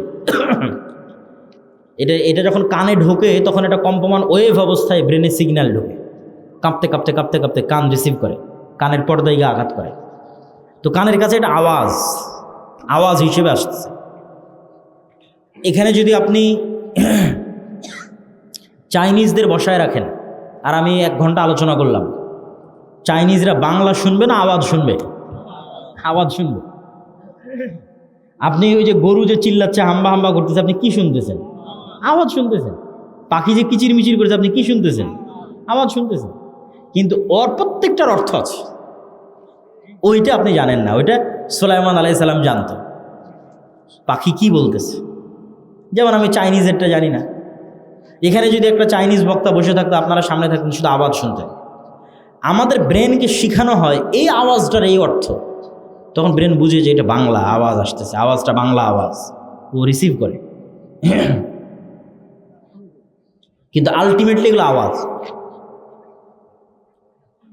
তো কোরআন আল্লাহ সুবহানাহু ওয়া তাআলার আওয়াজ। তার অর্থ এই নয় যে আমরা যেটা পড়ছি হুবহু সেটা আল্লাহ সুবহানাহু ওয়া তাআলার আওয়াজ, কেন এটাতে তাসবিহ আছে, এটা নয়। তো কোরআন যে আল্লাহ সুবহানাহু ওয়া তাআলার কালাম, আল্লাহ সুবহানাহু ওয়া তাআলার বাণী, সেটা আল্লাহ সুবহানাহু ওয়া তাআলার আওয়াজ।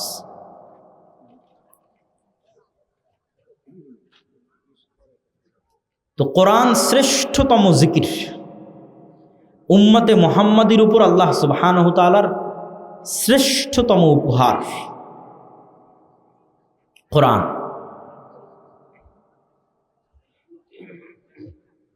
এবং এই পুরো পৃথিবী একটা আরেকটার সাথে কানেক্টেড, সম্পৃক্ত মূলত আওয়াজ দিয়ে। কেন ইউসাব্বিহু লিল্লাহি মা ফিস সামাওয়াতি ওয়া মা ফিল আরজ, আসমান জমিন এবং তার মধ্যে যা কিছু আছে তার সব কিছুই আল্লাহর তাসবিহ পাঠ করে। তাহলে প্যান্ডেলও আওয়াজ করে তাসবিহ পাঠ করতেছে, এই জামাও আওয়াজ করে তাসবিহ পাঠ করতেছে। ওই লেভেলের সূক্ষ্ম আওয়াজ শোনার সক্ষমতা আমার নাই, কিন্তু আওয়াজ করে তাসবিহ পাঠ হচ্ছে, জিকির হচ্ছে। এবং ইসরাফিল যে বাঁশিতে ফু দিবে, আওয়াজে পৃথিবী ধ্বংস হয়ে যাবে, এবং ইসরাফিলের বাঁশির আওয়াজে পুনরুত্থান ঘটবে। এটা এই সিস্টেম আল্লাহ দিয়ে রেখেছে, কেন এগুলো সব আওয়াজ বুঝে। এই আসমান জমিনে আওয়াজ বুঝে, প্যান্ডেলও আওয়াজ বুঝে। অন্য কোনো আওয়াজ বুঝুক আর না বুঝুক, জিকির বুঝে। মুয়াজ্জিন যখন আজান দেয়, এই মুয়াজ্জিনের আজান যতদূর পর্যন্ত যাবে, কীট পতঙ্গ পঙ্গপাল পশু প্রাণী ধূলিকণা বালিকণা সব এই আওয়াজের পক্ষে কিয়ামতের মাঠে সাক্ষী দিবে।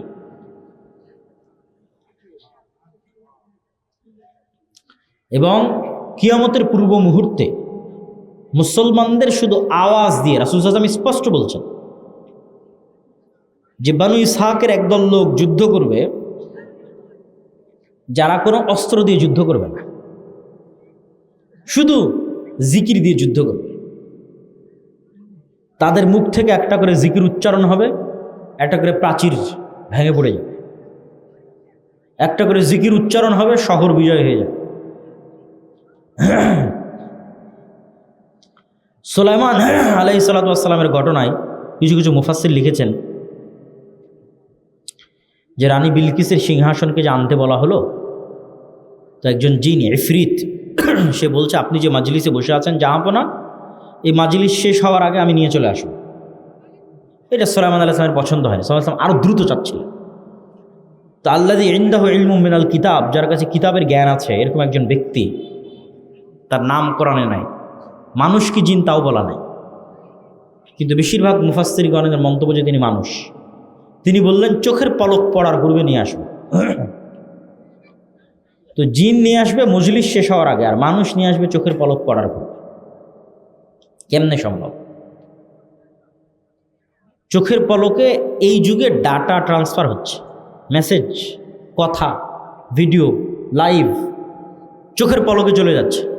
কিন্তু এই টিস্যুটা এখন চোখের পলকে আমেরিকা যাবে, এরকম কোনো টেকনোলজি পৃথিবীতে নেই। কিন্তু আমার কথাটা চোখের পলকে আমেরিকা চলে যাচ্ছে, আলোর সাথে ডাটা ট্রান্সফার। মেসেজ দিলে চোখের পলকে অস্ট্রেলিয়া চলে যাবে। তাহলে মেসেজ চোখের পলকে চলে যাচ্ছে, আলোর মধ্যে দিয়ে ডাটা ট্রান্সফার হচ্ছে। টিস্যু কিভাবে যাবে? সিংহাসন কিভাবে আসবে? তো অনেক মুফাসসির লিখেছেন যে ওই যে আল্লাযী ইনদাহু ইলমুম মিনাল কিতাব, কিতাবের জ্ঞান ছিল, লিখেছেন যে বিশেষ কোনো জিকিরের জ্ঞান আল্লাহ সুবহানাহু ওয়া তাআলা তাকে দিয়ে রেখেছিলেন, যে জিকির দিয়ে তিনি চোখের পলকে সিংহাসনকে ট্রান্সফার করেছেন। আল্লাহু আলাম, আল্লাহ ভালো জানে। কিন্তু কোরআনের মধ্যে ইঙ্গিত আছে যে এটা জ্ঞান কেন্দ্রিক কিছু, যে উনি যে চোখের পলকে ট্রান্সফার করবেন। কোরআনে বলা আছে আল্লাযী ইনদাহু ইলমুম মিনাল কিতাব, যার কাছে কিতাবের জ্ঞান ছিল, ও বলছে আমি চোখের পলকে ট্রান্সফার করবো। মানে এটা জ্ঞান কেন্দ্রিক কিছু, এটা গায়ের জোর নয় যে জিন গায়ের জোরে উড়ে যাবে, উড়ে গিয়ে সিংহাসন নিয়ে আসবে মজলিস শেষ হওয়ার আগে, ওই গায়ের ক্ষমতা নয়, এটা জ্ঞানের কিছু, জ্ঞান রিলেটেড কিছু। তো প্রিয় উপস্থিতি, জিকির পৃথিবীর সকল অসম্ভবকে সম্ভব করতে পারে। লা ইলাহা ইল্লাল্লাহু ওয়াহদাহু লা শারীকা লাহু লাহুল মুলকু ওয়া লাহুল হামদু ওয়া হুয়া আলা কুল্লি শাইইন কাদির। লা হাওলা ওয়া লা কুওয়াতা ইল্লা বিল্লাহ। লা ইলাহা ইল্লাল্লাহ, আল্লাহু আকবার, সুবহানাল্লাহি ওয়া বিহামদিহি সুবহানাল্লাহিল আযীম। এই যে জিকির, এই জিকির, যত জিকির আছে এগুলো পৃথিবীর যে কোনো অসম্ভবকে সম্ভব করতে পারে। শব্দের ক্ষমতা আছে এবং পাওয়ার আছে। পৃথিবীর সকল শয়তানি জাদু, তন্ত্র, মন্ত্র সব শব্দের পাওয়ার, আওয়াজের পাওয়ার। কিন্তু সব শয়তানি জাদু, তন্ত্র, মন্ত্রের চেয়ে পাওয়ারফুল আল্লাহ সুবহানাহু ওয়া তাআলার কোরআন, যা আল্লাহ সুবহানাহু ওয়া তাআলার আওয়াজ।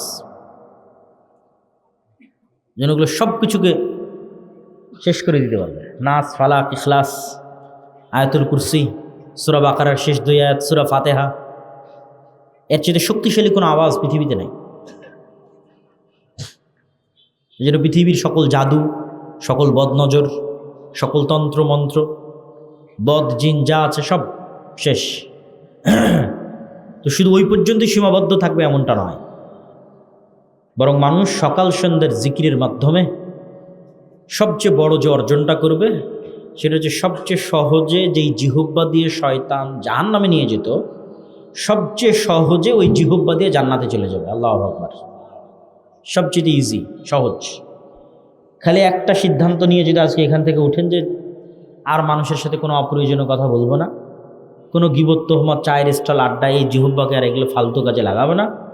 যদি দুই একটা কথা বলি তাহলে কি বলবো? আল্লাহু আকবার, সুবহানাল্লাহ, আলহামদুলিল্লাহ, লা ইলাহা ইল্লাল্লাহ, সুবহানাল্লাহি ওয়া বিহামদিহি সুবহানাল্লাহিল আযীম। তাহলে খালি এই একটা ছোট্ট সহজ কাজ দিয়ে, যেটা দিয়ে আপনাকে শয়তান দ্রুত জাহান্নামে নিয়ে যেত, খালি জিহ্বাটা বন্ধ করে দেন, দিয়ে জিহ্বাটাকে আল্লাহর জিকিরে লাগান, আপনি অতি সহজে জান্নাতে চলে যাবেন।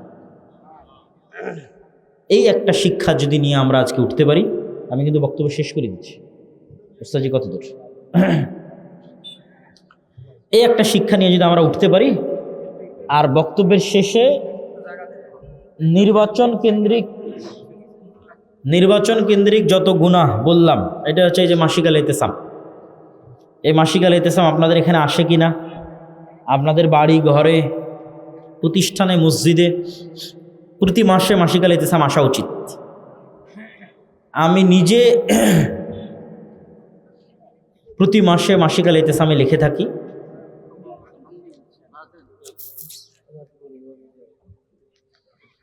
আমি নিজে প্রতি মাসে মাসিক আল ইতিসামে 3টা লেখা লিখি, সম্পাদকীয় লিখি, মিন্নাতুল বাড়ি লিখি, আরও একটা প্রবন্ধ লিখি প্রতি মাসে। এই মাসিক আল ইতিসাম সব জায়গায় আপনাদের এতে থাকা উচিত। আপনাদের বাড়ি ঘর, মসজিদ, মাদ্রাসা, প্রতিষ্ঠান সব জায়গায় থাকা উচিত। আর আল্লাহর পথে যাত্রা, এই বইটা লেখার পিছনের যেটা কারণ, 36শে জুলাই 5ই আগস্টের পর যখন বিভিন্ন দল মত, সংগঠন, রাজনৈতিক অরাজনৈতিক সবার সাথে উঠা বসা করার সুযোগ হলো, তখন আমি নিজে একটা জিনিস অ্যানালাইসিস করেছি যে এখন যারা আমরা পৃথিবীতে কাজ করছি তাদের মধ্যে ইমান বিল গায়েবে ইয়াকিনের ঘাটতি আছে। আমার নিজেরও ইমান বিল গায়েবে ইয়াকিনে ঘাটতি আছে, সবার ইমান বিল গায়েবে ইয়াকিনে ঘাটতি আছে। আসলে মুসলমানদের যাত্রা শুরু হওয়া উচিত ওইটা দিয়ে। বহু বক্তব্যে আমি ব্যাখ্যা সহ বলেছি, বাংলাদেশের অন্তত 20 থেকে 50% মানুষের ইমান বিল গায়েবে যদি ইয়াকিন না হয়, কেউ বাংলাদেশে ইসলাম প্রতিষ্ঠা করতে পারবে না, কেউ পারবে না। তাহলে বললেন যে হয়ে যদি যায়, যদি আপনাকে দেখাতে পারি ইমান বিল গায়েবে ইয়াকিন ছাড়া যেটা হবে এটা পূর্ণাঙ্গ ইসলাম নয়, পূর্ণাঙ্গ ইসলাম পারবেন না। কেন? পূর্ণাঙ্গ ইসলাম যেদিন আপনি কায়েম করে দিবেন সেদিন বিশ্ব আপনার শত্রু হয়ে যাবে। বিশ্ব, এই যে সমস্ত নরপিশাচ, নরপশু যারা আজকে বিশ্ব শাসন করতেছে, এই নরপিশাচ, নরপশুরা আপনার অর্থনৈতিক অবরোধ দেবে। পাশের দাদাবাবুরা তো আছে, কয়টা রাজনৈতিক দল তাদের ইশতেহারে ভারতীয় আধিপত্যবাদ নিয়ে কথা বলেছে, প্রতিরক্ষা নীতি, পররাষ্ট্রনীতি নিয়ে কথা বলেছে? কেউ কথা বলেন। কেন? সবাই জানে যে গোলামি হচ্ছে আমাদের নিয়তি, এই জন্য ওইটা নিয়ে কোনো আওয়াজ নাই, কোনো সাউন্ড নাই। আর যত নির্বাচনী তফসিলে যত জন জমা দিয়েছে তাদের হলফনামা, 90%, 2-1% বাদ রাখতেছি, আল্লাহ ভালো জানে, তার বেশিরভাগই মিথ্যা। কে কত টাকার মালিক, কে কত টাকা ট্যাক্স দেয়, সব মিথ্যা। পুরো সিস্টেমটা মিথ্যা দিয়ে ভরা। তো আপনি যখন পূর্ণাঙ্গ ইসলাম কায়েমের ঘোষণা দিবেন, সবাই যখন আপনার বিরুদ্ধে অবরোধ দিবে, তখন তো আপনি এই যে এখন ইলেকট্রিসিটি চলতেছে, এসি ফ্রিজ চলতেছে, বিদেশ থেকে টাকা আসতেছে, সব তো বন্ধ হয়ে যাবে। খাবেন কি? গার্মেন্টস বন্ধ হয়ে যাবে, অর্ডার বন্ধ হয়ে যাবে, ব্যবসা চলবে কি দিয়ে? তখন বাংলাদেশের মানুষই রাস্তায় নেমে বলবে যে আর ইসলামের দরকার নাই, যে সেকুলার সিস্টেম ছিল ওটাই ভালো। তাহলে কখন বলবে না যে এই ইসলামের দরকার নাই? এটা কখন বলবে না? কখন ধৈর্য ধরে ওই যে আসহাবুল উখদুদের মতো আগুনে ঢুকে গেছে। আসহাবুল উখদুদ ইমান পরিত্যাগ করেনি, আগুন চয়েস করে নিয়েছে। আসহাবে কাহাফ ইমান পরিত্যাগ করেনি, হিজরতকে চয়েস করে নিয়েছে। কখন বাংলাদেশের মানুষ বলবে যে আমার হাসিবতুম আন তাদখুলুল জান্নাহ ওয়ালাম্মা ইয়াতিকুম মাসালুল লাযীনা খালাউ মিন ক্বাবলিকুম মাসাতহুমুল বাসা ওয়াদ-দাররা ওয়া যুলজিলু হাত্তা ইয়াকুলা রাসূলু ওয়াল্লাযীনা আমানু মাআহু মাতা নাসরুল্লাহ? যে জান্নাত কি যাওয়া এত সহজ? অতীতের মানুষদের উপর যে জুলুম অত্যাচার এসেছে তোমাদের উপর সেটা আসেনি? করাত দিয়ে চিরে দেওয়া হয়েছে ইমানের জন্য, চিরুনি দিয়ে, লোহার চিরুনি দিয়ে আঁচড় কাটা হয়েছে ইমানের জন্য। তো অতীতের মানুষদের উপর যেই পরিমাণ জুলুম এসেছে আসেনি তোমাদের উপর, তোমরা কেমনে জান্নাতে যাবে? তাহলে ওই লেভেলের ইমান বিল গায়েবে ইয়াকিন যখন হবে আসহাবুল উখদুদের মতো, আসহাবে কাহাফের মতো, তখন বলবে ঠিক আছে, সাবারনা, সামি'না ওয়া আতা'না, যা হয় হোক, ইসলামই হচ্ছে আমার স্বাধীনতা। তখন আপনি ইসলাম প্রতিষ্ঠা করতে পারবেন। আর 20 থেকে 50% মানুষের ইমান যতক্ষণ এই লেভেলে না আসতেছে, তখন আমাকে প্রধানমন্ত্রী করে দিলাম, বাংলাদেশে ইসলাম প্রতিষ্ঠা করতে পারবে, যেটা শতভাগ ইসলাম। তাহলে ইমান বিল গায়েবে ইয়াকিন ছাড়া যেটা প্রতিষ্ঠা হবে সেটা কি? এটা কম্প্রোমাইজড ইসলাম, বিকৃত ইসলাম, পরিবর্তিত ইসলাম। আমাদের আব্বা আমেরিকা যে ইসলাম পছন্দ করবে সেই ইসলাম, মানে মুসলমানদের আব্বা আমেরিকা যে ইসলাম পছন্দ করবে সেই ইসলাম। নাহলে যেটাতে আব্বা নারাজ হবে ওইটা কিন্তু কেউ দেবে না, ওটা কেউ বলবেও না, ওটা কেউ চাইবেও না। কিন্তু আব্বাদের চরিত্র কেমন সেটা তো আপনারা দেখলেন, যে তারা যে এই পৃথিবী শাসন করার কোনো নৈতিক অধিকার রাখে না, সেটা তো আজকের পৃথিবীর সামনে স্পষ্ট, এবং আমার আলোচনা তো স্পষ্ট করেছে। তাহলে আপনার যুদ্ধটা আসলে ওখানে, যেই যুদ্ধটা আমরা ছেড়ে দিয়েছি ওইটাই তো আসল যুদ্ধ। তখন এই বইটা আমার লেখা যে মুসলমানদের ইমান বিল গায়েবে ইয়াকিন লাগবে। এই বইয়ের অর্ধেকের বেশি আলোচনা শুধু ইমান বিল গায়েবের উপর।